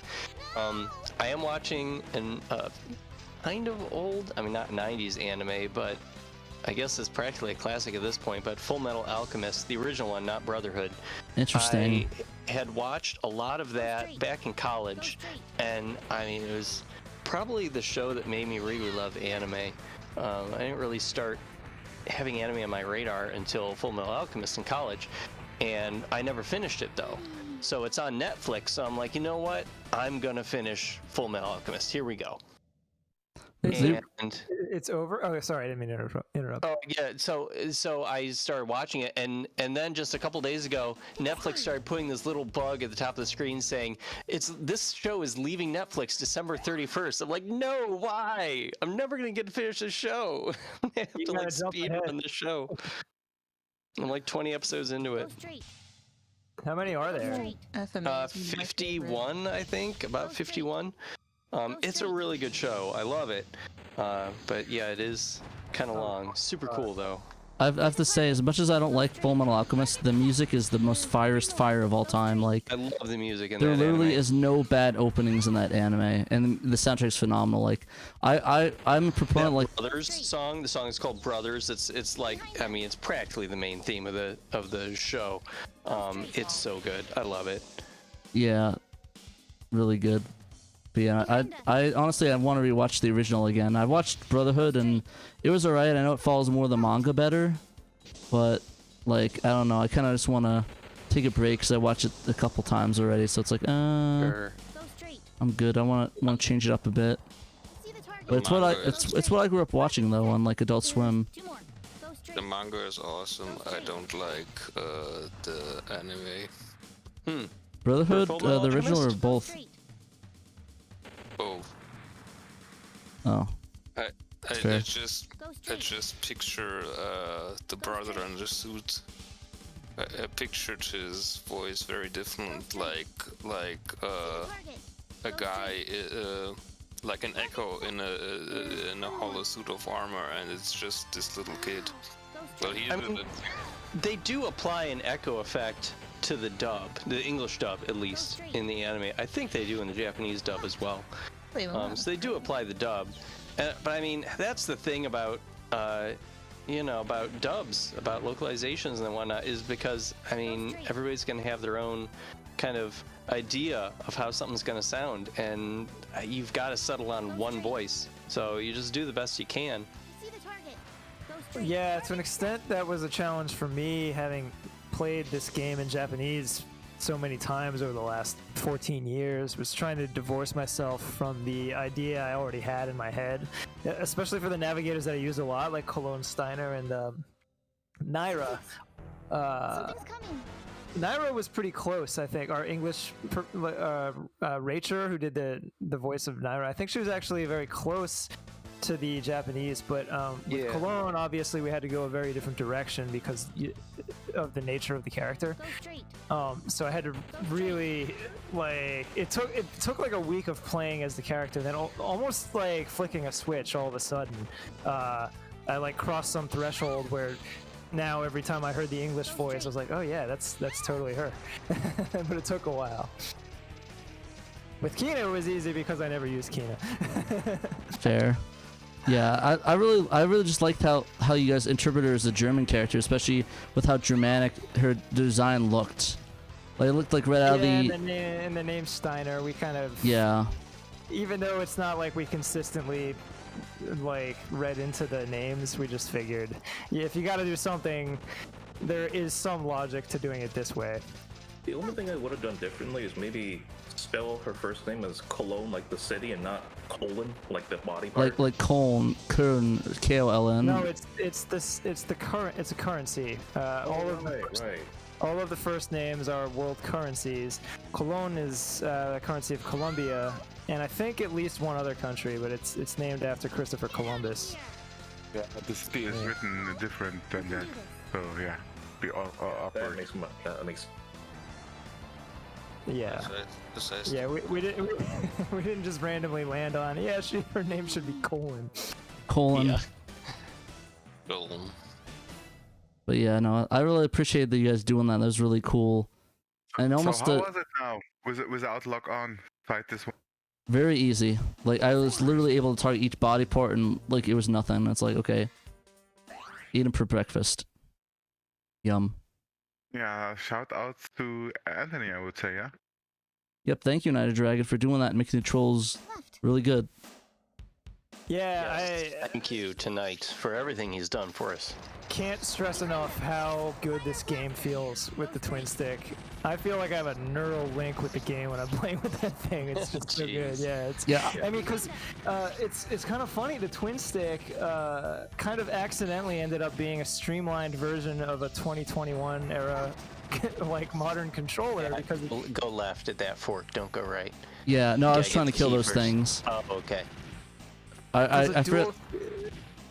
I just hate that they need to be so expensive, and that there are several Saturn Repro controllers, and one even has an analog stick, but it's just a glorified D-pad, and there's no twin stick solution, like just a control pad that's basically a twin stick and a 3D pad in one. Yeah.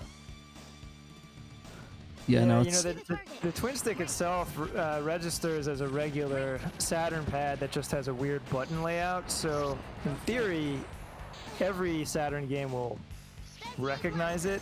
The layout will just be awful, you know, like it'll be super random. Like the right trigger will be whatever, like go forward, and the left button will be go left. You know, so and so like technically you could play this game with the twin stick before. It was a terrible experience.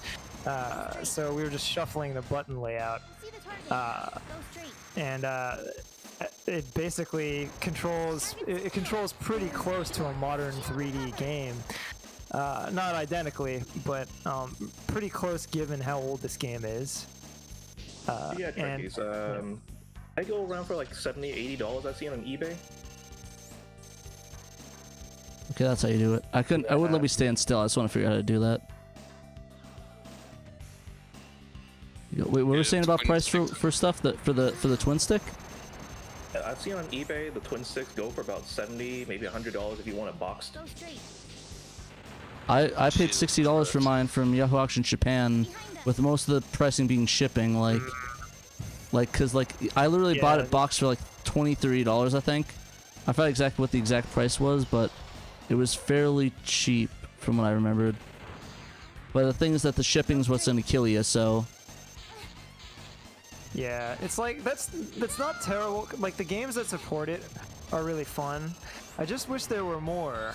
So I'm really glad that it worked out with Bulk Slash, because that's like there were only 4 games. Let's see, 4 games that supported it before. So now we've in one fell swoop increased compatibility with it. Yeah. So you guys did it. It'd be nice if like I'm curious to see what other games might make sense with the twin stick. Honestly, some people would say Quake or like all the Unreal games in Quake, but it's like I don't know if that'd be comfortable. There's a third-person mech shooter called Amok. I don't know if it's any good. Oh yeah, that's the one by Scavenger, which we did a podcast on. Shameless plug. But yeah, that one's pretty fun. It's alright. Maybe that one would be kind of interesting to try out.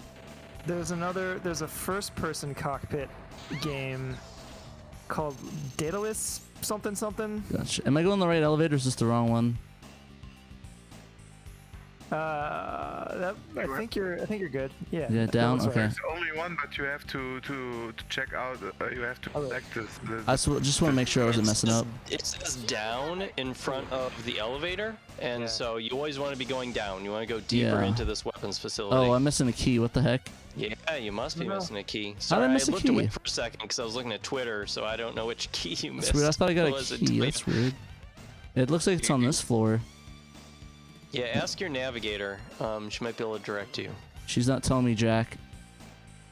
Oh, I guess not. Maybe it's not on this floor. Maybe I have to go up. Keep hugging the right wall. That's the trick to this floor, by the way. Keep hugging. No, don't go left. Hug the right wall. Yeah, doing the right. Yeah. Yeah. That's the trick to this level, is when you start out on this particular floor, you just hug the left wall, and you'll get the key, and you'll eventually get to the elevator. So right now you're going backwards. You want to hug the right wall. It looks like you probably got the key on this floor, so you're missing a key from a different floor. Yeah. Yeah. If you want, I put the information on the. I put the stream on the OBS. So I just want to see an up-to-date one. Okay. Yeah. There we go. I didn't miss the key in here. Oh, it's right there. I'm dumb. Ignore my dumbness. You could advertise the game like that, increasing twin stick compatibility by 25%. Exactly. Yeah, something else I'm curious about and don't have the know-how to really investigate is the potential to create something somewhere that makes analog control sources work as a digital input device, like the mission stick, which is like a flight sim stick. If you could get that to work with games that have digital input only, it would still be cool for some games. Like Stellar Assault is a really cool, first-person space shooter. that I thought supported the mission stick when I bought it, and it turns out it doesn't, and I was really disappointed. And I'm like, yeah, like I feel like even if it didn't have analog control, if you just like dumb down the mission stick to 8 directional inputs, I think it would still be a cool way to play the game. But I don't know what would be involved in that. Go straight. Behind us. There was this space shooter which had like every button has double functions, and you have to switch between 2 layouts, and it also came out on PC, and I don't know if that would be a good fit for the twin stick. I forgot the name. I tested it once, and it was pretty hard to control. They do not want to hold still. Come down here and let me fight you with my Bezier blaster. There we go. Perfect. Also, did you... I remember, didn't you say like a lot of voice actors had issues saying the Bezier blaster didn't know what it was supposed to be? Yeah, we had to like teach every single one how to pronounce Bezier blaster, which I don't blame them. It's a weird word. Oh yeah, I remember asking about that. Yeah. Yeah, we just got into the habit with every single one of these sessions having to explain what Bezier was. It's a blaster, that's Bezier. I actually found that funny.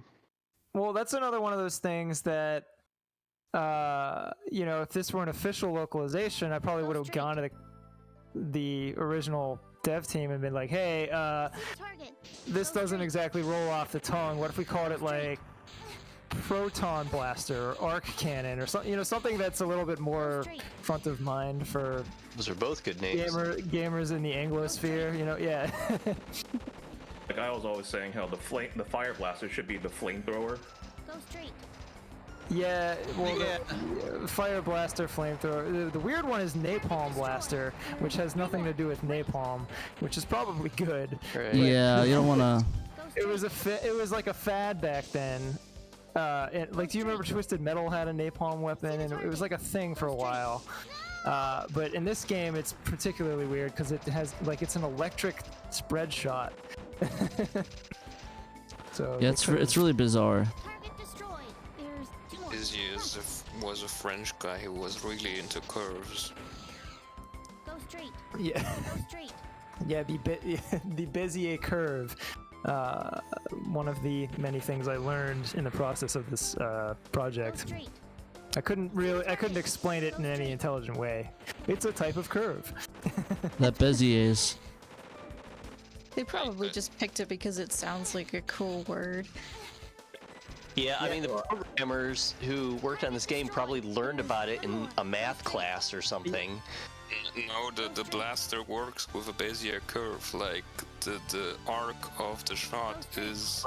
Right. Yeah, we figured this is a, to a programmer more front of mind, and they probably just named it after the thing that they used to make the weapon. Although it is that's like breaking the fourth wall, isn't it? A little bit. Target destroyed. I should probably heal up. I forgot to do that. I really like. I was about to say. I couldn't tell you how a Bezier curve works. I only use it a lot in Blender. Behind us. Was that Knight of Dragon just now who was trying to say something? Yeah, I was trying to get through that. It's something you learn very early in computer science, Bezier curves. Yeah. I have a degree and I'd never really heard of those before. Probably forgot about them. Is it specifically something that comes up in the context of making graphics, or does it have some broader relevance? You could use it in anything that deals with curves. It doesn't have to be just graphics. Let's see. Yeah, that's a very inside baseball name for a thing. But in the effort of preservation, they called it Bezier in the original Japanese version of Bulk Slash, so I mean, we stuck with it. Yeah, I think realistically, those are the kinds of things that a localization team would go to the, like they would propose something else. You should have went the Bill Clinton blaster, personally. Just as a 90s reference, or no, just like just a joke. The fact that they working designs renamed everything. Oh, sorry. Yeah. You mentioned that earlier. You know, that's the thing is I haven't played a lot of Working Designs games. The only one I've played is Silhouette Mirage, and I was so disgusted with the tweaks to the game balance that I shelved it. Makes you sick. But, yeah, I guess they see that's the kind of thing that's tricky. And back then, I feel like localization teams or staff, I think that they had a lot less access to the actual creators, and so they had to make a lot of executive decisions on their own in sort of a vacuum. And I think that, like, as in the name of trying to make something that sounds natural, I think they may have overstepped. They may have overextended a little, and you end up with things that are very of their time, and sometimes I think clash with the setting that the creators painstakingly created. Although, you know, games in general, I think, took themselves less seriously back then too. I was playing Wackenroder. I guess it was like 2 years ago already. And there's like a bunch of characters in that game that are named after just like I guess musicians that the creators like. There's a character named Fatboy Slim. Jeez, like, that's some JoJo really stuff right there. Yeah. Although they did work it into his character. He's like a slim guy, and if you hit him, he like blows up like a balloon. Fair. The master of the main character in Samurai Showdown is named Caffeine Nicotine because the boss of the dev team smoked a lot of cigarettes and drank a lot of coffee, so they just named the master Caffeine Nicotine. Perfect. That's probably the two easiest words to say in German though. Caffeine, nicotine. Caffeine, nicotine. Literally the easiest two German words. Congrats. Welcome to German School 101. I'm your teacher, Patrick. You teach some German. Very poorly. You should do full German language episodes of the Shiro show. Oh boy, I can't wait to stumble like halfway through and be like, yeah, I can't do this anymore. I have no idea what's going on anymore. Ist da die große Krabbe? Nein, es ist nicht die große Krabbe. Ist Mayonnaise auch ein Instrument? Nein, Patrick, Mayonnaise ist kein Instrument. Mirettes ist auch kein Instrument. Wunderbar, so niemand hat Ahnung von Musik gespielt. You sound quite fluent. I didn't realize you were. I literally just directly quoted SpongeBob. That was the scene, you know, when Patrick said is mayonnaise an instrument? No, Patrick, mayonnaise is not. That literally is that in German. How do you pronounce the word SpongeBob in German? SpongeBob Schwammkopf. This is his name in German. Nice. Schwammkopf. Yep, swim pants. Swim head, sorry. Yeah. Yeah. Man. See, they localized pants to head. Yeah, it's I guess Schwammhosen didn't sound as good. All right, time for this cheap strategy, boys.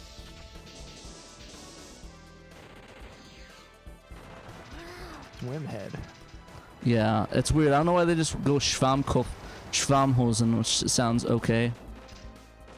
I think with SpongeBob Schwammkopf sounds a little bit better in German. Like, it's just a feel thing, right? Like there's like, how do you explain that there's like sort of? Oh yeah, slice it. I forgot. A cultural tradition of calling someone so and so pants. That's not even like a common tradition, but it is. Like, I've heard it. I think it was a thing that happened once in a while, even before SpongeBob. So I call this strategy that Pat is using the burn tent strategy, because I think he's the one who's figured it out and suggested it. And it's pretty good. It's me. Oh my god, the sword. Wait, was it Mompus? Did Mompus figure it out? Was it you? Because I figured it out because I was trying to figure out if this was like an infinite hallway. Maybe you both figured it out kind of independently. Wow, that is too funny, because I did it independently as well. Nice. Everyone's just trying to cheap out. I just set my throttle at 25%, and I just hammer away at the middle of that thing, just shooting in plane mode, and it eventually dies. You All right, wouldn't guys, believe final how boss hard I time. make it for myself every time. I'm like trying to get the perfect bomb lob that detonates all of the bombs in the hallway perfectly so that it kills them in one shot. Do you realize what you're about here to we go. do? So this is Yes, of Luzine course I as do. Reason and Chris, Jonathan you know what Boneshare we've been as, through. The persecution as that's Chris, been our wrought player upon the character. people of Blau, including me. If we're ever to change this world, we need a leader with strong ideals and a chosen people to rule at his side. You're wrong, Reason. Creating a better society takes mutual respect and an ongoing drive toward a higher moral standard. If that had worked, we wouldn't be here right now. This is a holy war. It's going to change everything. A holy war? This? Taking millions of people hostage and using fear to get what you want? What you're doing is terrorism, plain and simple. Stop it! Won't you understand? Why would you stand against me? Aren't you the Chris I grew up with? Sure am. And you're Reason Lavia. Don't forget that. The same Reason Lavia who loved sitting in the shade of that old oak tree and reading me poetry. The kind of person who would never do this. Yes. I am Reason Lavia. Acting commander of the Gardner Army's 1st Special Air Squadron. Lieutenant Reason Lavia. Sworn enemy to your kind! Reason. I just want to pause that so I can lower the volume down of the thing and not die horrendously. This battle's kind of tough. Good luck. Use that fire blaster liberally on this boss. The secret for the first phase is stay in walker mode. Yup. Definitely. Sounds good. Spam and fire mode it is.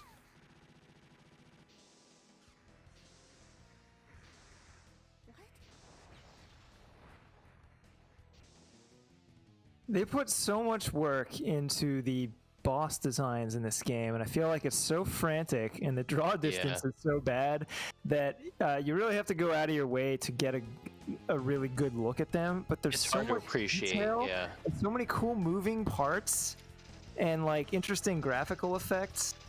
Like if you've played through this a few times, try to I recommend people try to like slow down their flight speed and actually get a good look at what's going on with the bosses. Like the ship in stage 4 that you break apart piece by piece, it has so many different moving parts and it evolves as you break off each part. It's not like you just break off a part and then it loses that part. It's like you break off a part and so it reacts by like unveiling a new weapon. I can't remember. Is there another phase of this or? Some of the people who worked on it. Oh yeah, no, you won. You won Okay, the game. good. This game was made by a lot of the team members who worked on like Thunder Force 4. So, and you can feel a lot of the DNA from that game in this. From like the whole like you get a few stages to select from to begin, and then you beat them, and you get a few more stages to select from, and then you get the last level. And then the way just the bosses are designed to be this intricate. These crazy machines. You can really feel that they tried to make Thunder Force in 3D, and it's very cool. I just want to hear CrouchingMouse's voice line real quick. They play it. Oh, I need to leave the room, don't I? Yeah, you need to leave the room to that door on the left and input the password to disable the Spätfest super weapon. Sure. Doesn't even make any sense. Yeah, to do with this phrase Spätfest, it seems like it doesn't ring any bells for the German contingent, so we just kind of left it as is. Chris, there's this medicine you can take so you don't cry. What? No, it's like a late festival, but yeah, it's like an after party, pretty much. I think I would translate as after party. I think we talked about that a little bit early in this project. I think the after party is a great name for a weapon of mass destruction. So here's The United Planetary Federation Army really broke their know silence and sprang to his, action, dispatching what remained of Gardner's forces. Alois Gardner was discovered following a suicide attempt in his private quarters, while Gehalt, his trusted confidant, was shot dead by a Federation special unit. thus ended the ambitions of one Alois Gardner.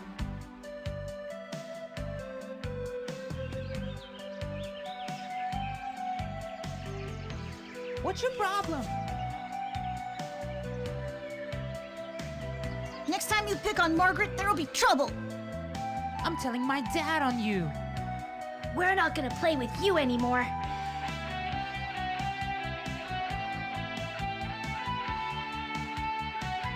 If anyone picks on you, I'll always come to your rescue, Rizen. I swear it.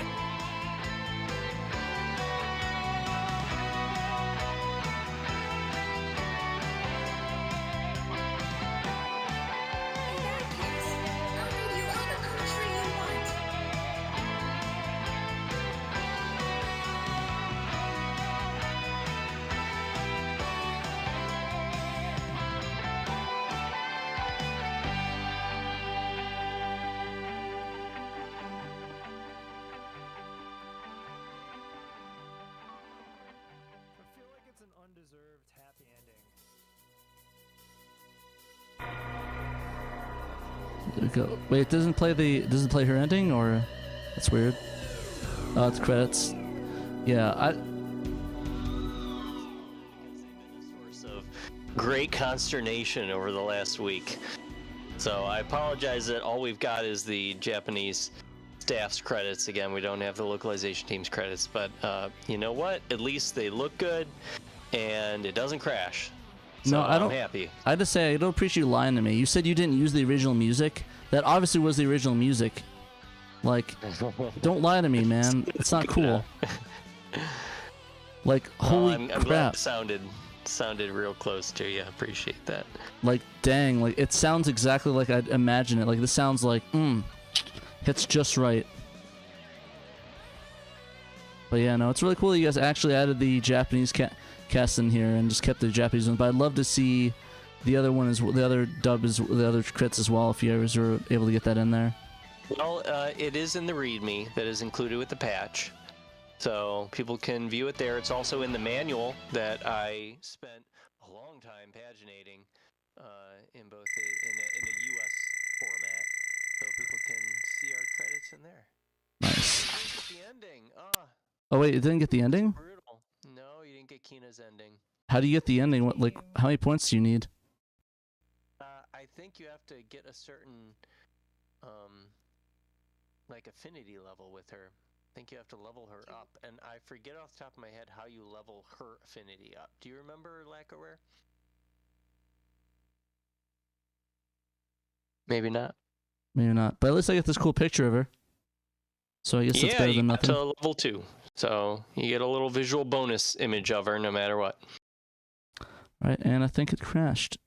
Oh, never mind. Name entry. Okay, sorry.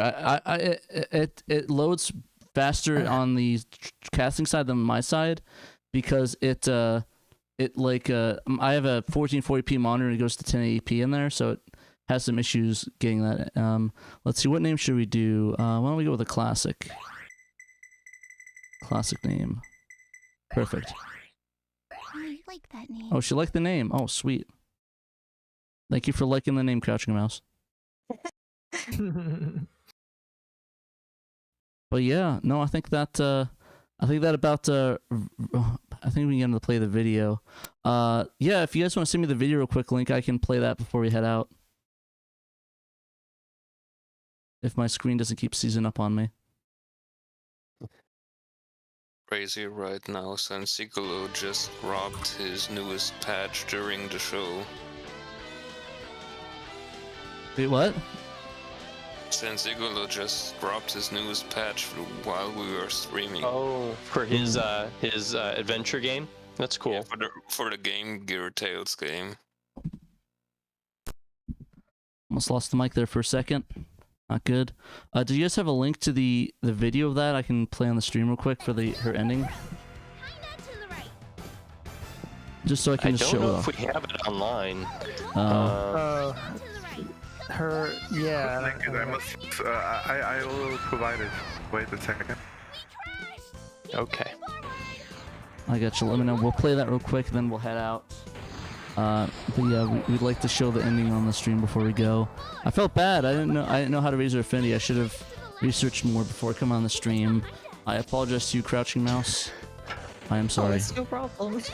I think that that Lacquerware is working on a story that an article that can go up onto the Shiro website soon, and I think it's going to have some gameplay tips and some hints on how to raise each navigator's affinity, because each navigator has different criteria for raising their affinity, and it's not said in the manual, and it's not obvious in the game. It's kind of like something you're supposed to figure out yourself. Yeah, actually, a little something to look forward to post-launch. Basically, I had written up a bunch of stuff for the README that we deemed too granular for the README, so we cut it. But since we've talked in the past about doing some follow-up dev blogs on the Shiro blog, I thought I would include it in there. But basically, I found some old bulk / website in Japanese that seems to be the sole source of arcane bulk / knowledge, including the specific criteria that each navigator like to help level them up faster. So I translated that, so yeah, we'll put that up on your blog if you're still down to do that. Yeah, absolutely. And then, I want to see all, like, I forgot to mention on the show that the content is not ended. The bulk / stuff is not ended with Shiro. We still have Blackrock. We're going to put on some awesome content on the blog as well that we'll be talking about on the show as well. So get ready for that. But I think we loaded up the video of Kina's ending. So let's play that real quick before we head out. A shooting star! Mommy, Daddy, that was a shooting star! I never saw one before! Really? That's great! Gee, Mana, you sure love wearing that thing around. Oh, Mana, I can't get her to wear anything else. That's because these clothes smell like you, Mommy. Oops, I think I had the volume up. I want to play that one more time because I actually had the Elgato up. Let me redo that. I'm sorry, guys. A shooting star! I don't know, I could hear it on stream. That was a shooting star! I never saw one before! Really? That's great! Gee, Mana, you sure love wearing that thing around. Oh, Mana, I can't get her to wear anything else. That's because these clothes smell like you, Mommy. Wow, that... Oh, no, don't want to play that a third time. That was absolutely the sweetest thing ever. That was a sweet ending. Quick shout out to Cargodin, who we have not had on here, but Cargodin did the voice of adult Kina in that clip. She also does a computer voice at the very end of the game. Yeah, when you beat Risen, like for her second form, you beat that last boss, and after they have their little the dialogue between Risen and Chris, if you listen closely, you can hear kind of a computerish sounding voice. It's a female voice saying "final password accepted," and that's Cargodin. So thank you to her for lending her voice to a couple of lines. That's really awesome. Dang, that was a really sweet ending. I think that might be my favorite ending so far of all of these. Wholesome. Yeah, it was very wholesome. Yes. I do like the ending. The ending with I think it's Rupia's one, the one that we're in, right? Or is that somebody else's? This is the opening cinematic. Yeah. Oh no, I'm talking about Rupia's, the one that we're in. The me and Dave are in. Yeah. Oh, that you play roles in. Yeah, that's right. Yeah, that one I'm also partial to, but I'm definitely not biased on that one. Why don't we play that one? Because you're in it. Sure, let's do that real quick. So, see my voice acting debut on stream. Let's see where Rupia. There we go. I kind of want to hear the Lyra ending too, since the development team's in that one. Oh yeah, I just did the Lyra one, didn't I? No, you're doing the Kina. Oh, the Kina. Sorry, I'll do that one as well afterwards. Give me a second. I'll put the video back up. There we go. See if you can find me and Dave in it. Smells like closing time. Crowd's starting to thin out, too. Well, shall we then? The hell? What's all this smoke? Watch out!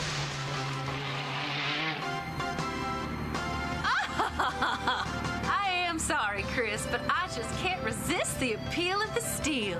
Well, long as he don't find out, I've got nothing to worry.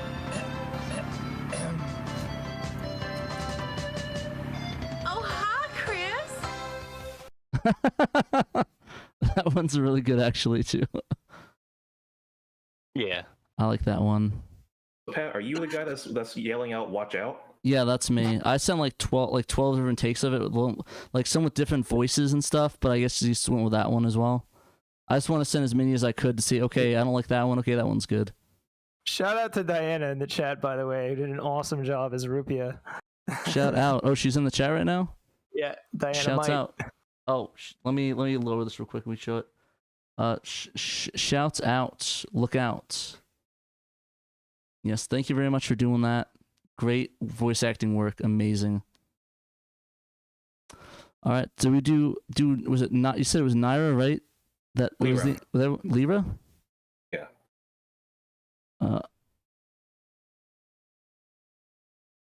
Lyra, Lyra. Lyra, it's Lyra. Oh, it's labeled Lyra. Sorry, that's why I couldn't see it.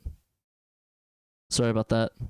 Yeah, that's they mixed up the L's and R's a little in the game, and we had to fix that. Yeah, we fixed it. It's Lyra, the Italian. It's quaint now since the euro has been around forever, but it was the Italian currency at the time. That works. Let's go play that one real quick.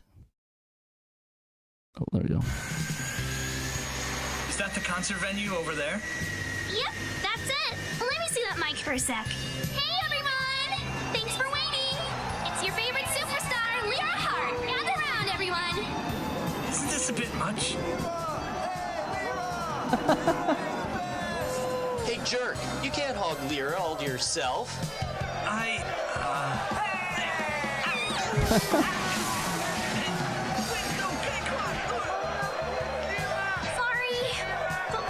What can I say? That's what happens when you're the galaxy's #1 star. That was really good. I definitely noticed. Oh my gosh.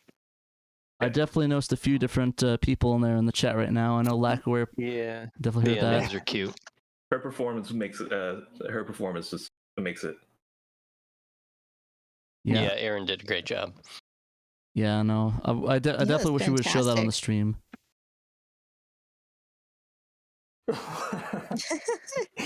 Yeah, these endings are a nice treat for getting through the game. They are.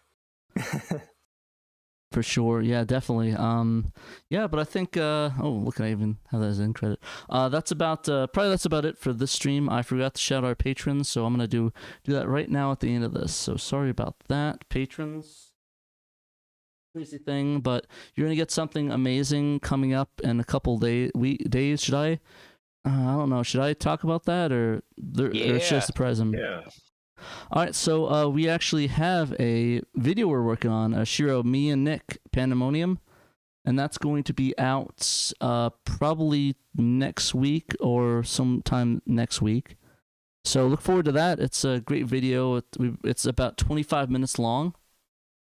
Wow. It's going to be very, very informative in terms of the game, the history of it, and just in general, the voice acting work, the twin stick supports, and all the cool stuff and all in between of it. So I definitely recommend waiting for that to drop. It'll have a lot more info. Well, actually, it won't have a lot more info. It's more condensed to what was today, and more of a, I guess, a more condensed form. I know these guys helped us looking at the script, so I thank you guys for that. I definitely ran into a bunch of issues that you guys noticed before we sent it out. So I think the funniest one is the one that you left, Lack, where it's like, what about eco? Oh yeah, yeah, that's a good escort mission. Yeah, and I had Nick. I added the line after that. What about eco? And it's like sorry eco.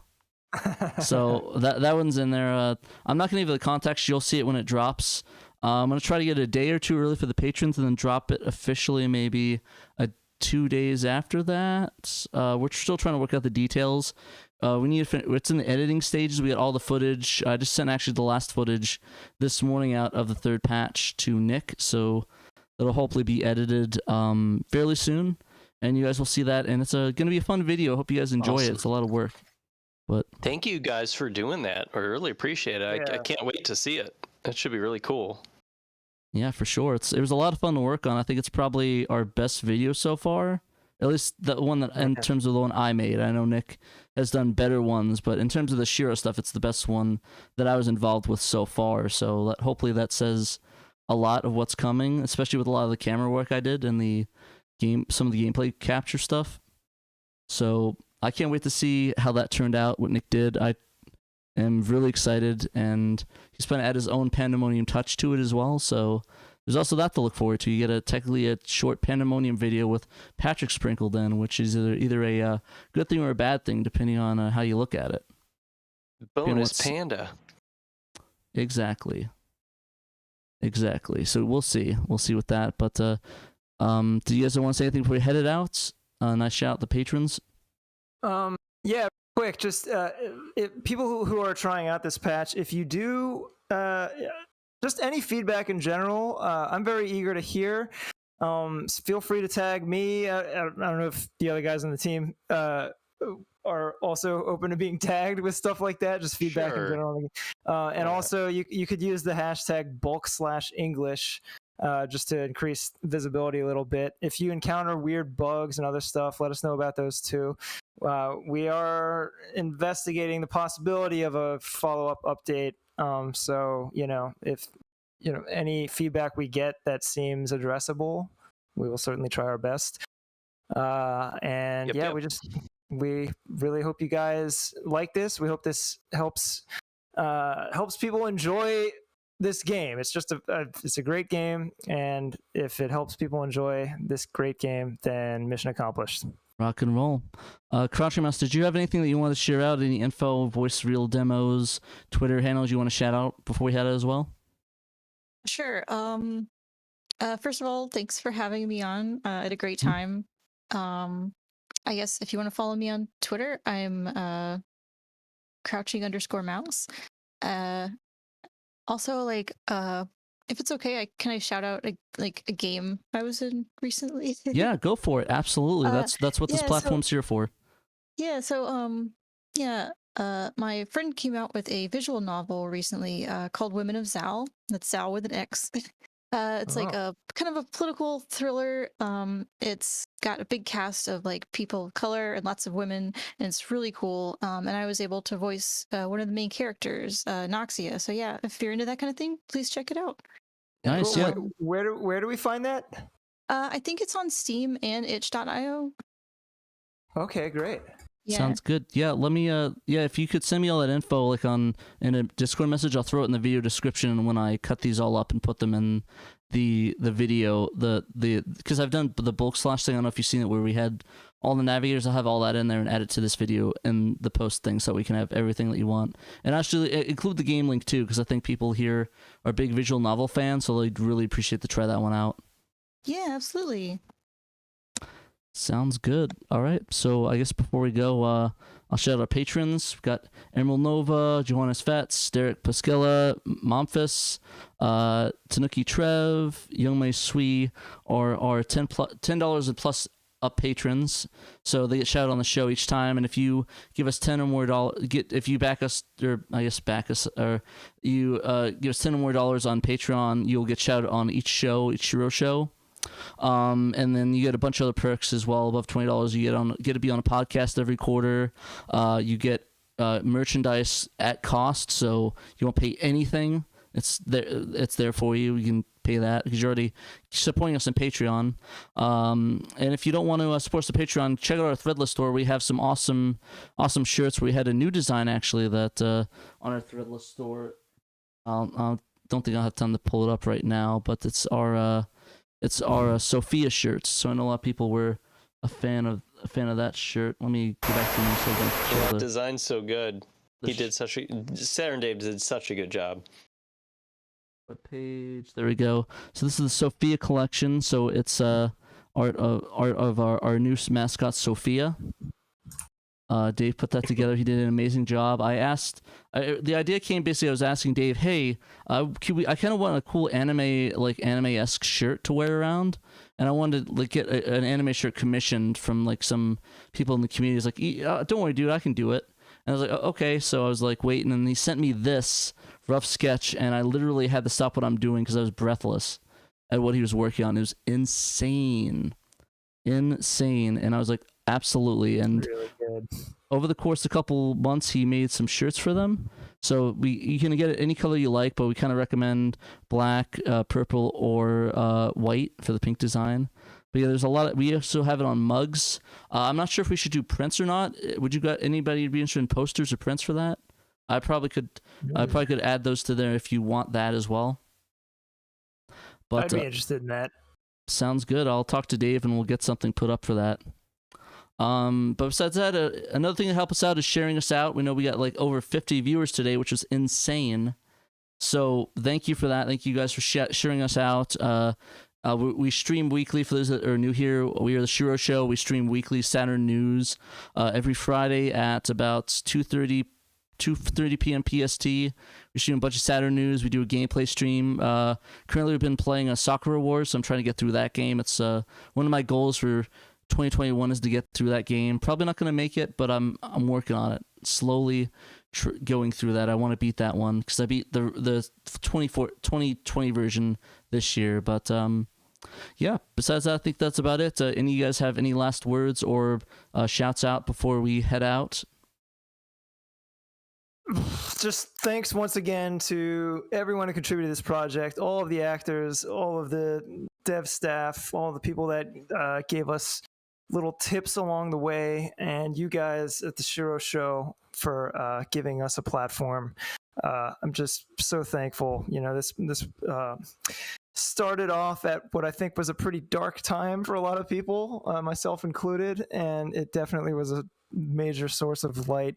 And I'm just really grateful that this happened at all. Yeah, no, I'm very thankful for you guys for bringing this to us. It really means a lot that you let us play this every week and show it off and show the fans off. I know people want to play this game. They're loving it. And hopefully now as we speak, people have hopped off, not for the worse, but to play your patch. So, I mean, you crashed our website. I mean, listen, if that's not a testament to what you've done here, I don't know what is. Like, I literally have no way to thank you. Like, that's the biggest thank you I could ever give to someone, is you crashed our website. Like, I mean, I'm sorry, that's the best I can do, but like, thank you so much, guys. I love each and every one of you guys. All the voice actresses, all you people working on the patch, the people that tested it, did all the work, implemented the twin sticks. Thank you, Based Night of Dragon. I love you. The papers for the marriage are in the paper, Night of Dragon, so hopefully you'll sign those and we can live happily ever after. But yeah, no, thank you very much, guys, for watching, and remember, you must play Sega Saturn. Actually, CrouchingMouse, you're still here, right? Or did you head out? Oh no, I'm here. Can Did you want to do do you just want to say you must play Sega Saturn and what's her Rika's voice? Sure, I could give it a shot. Sounds good. Go for it. Here. You must play Sega Saturn. Oh man. Sorry. That was awesome. That was perfect. Yeah.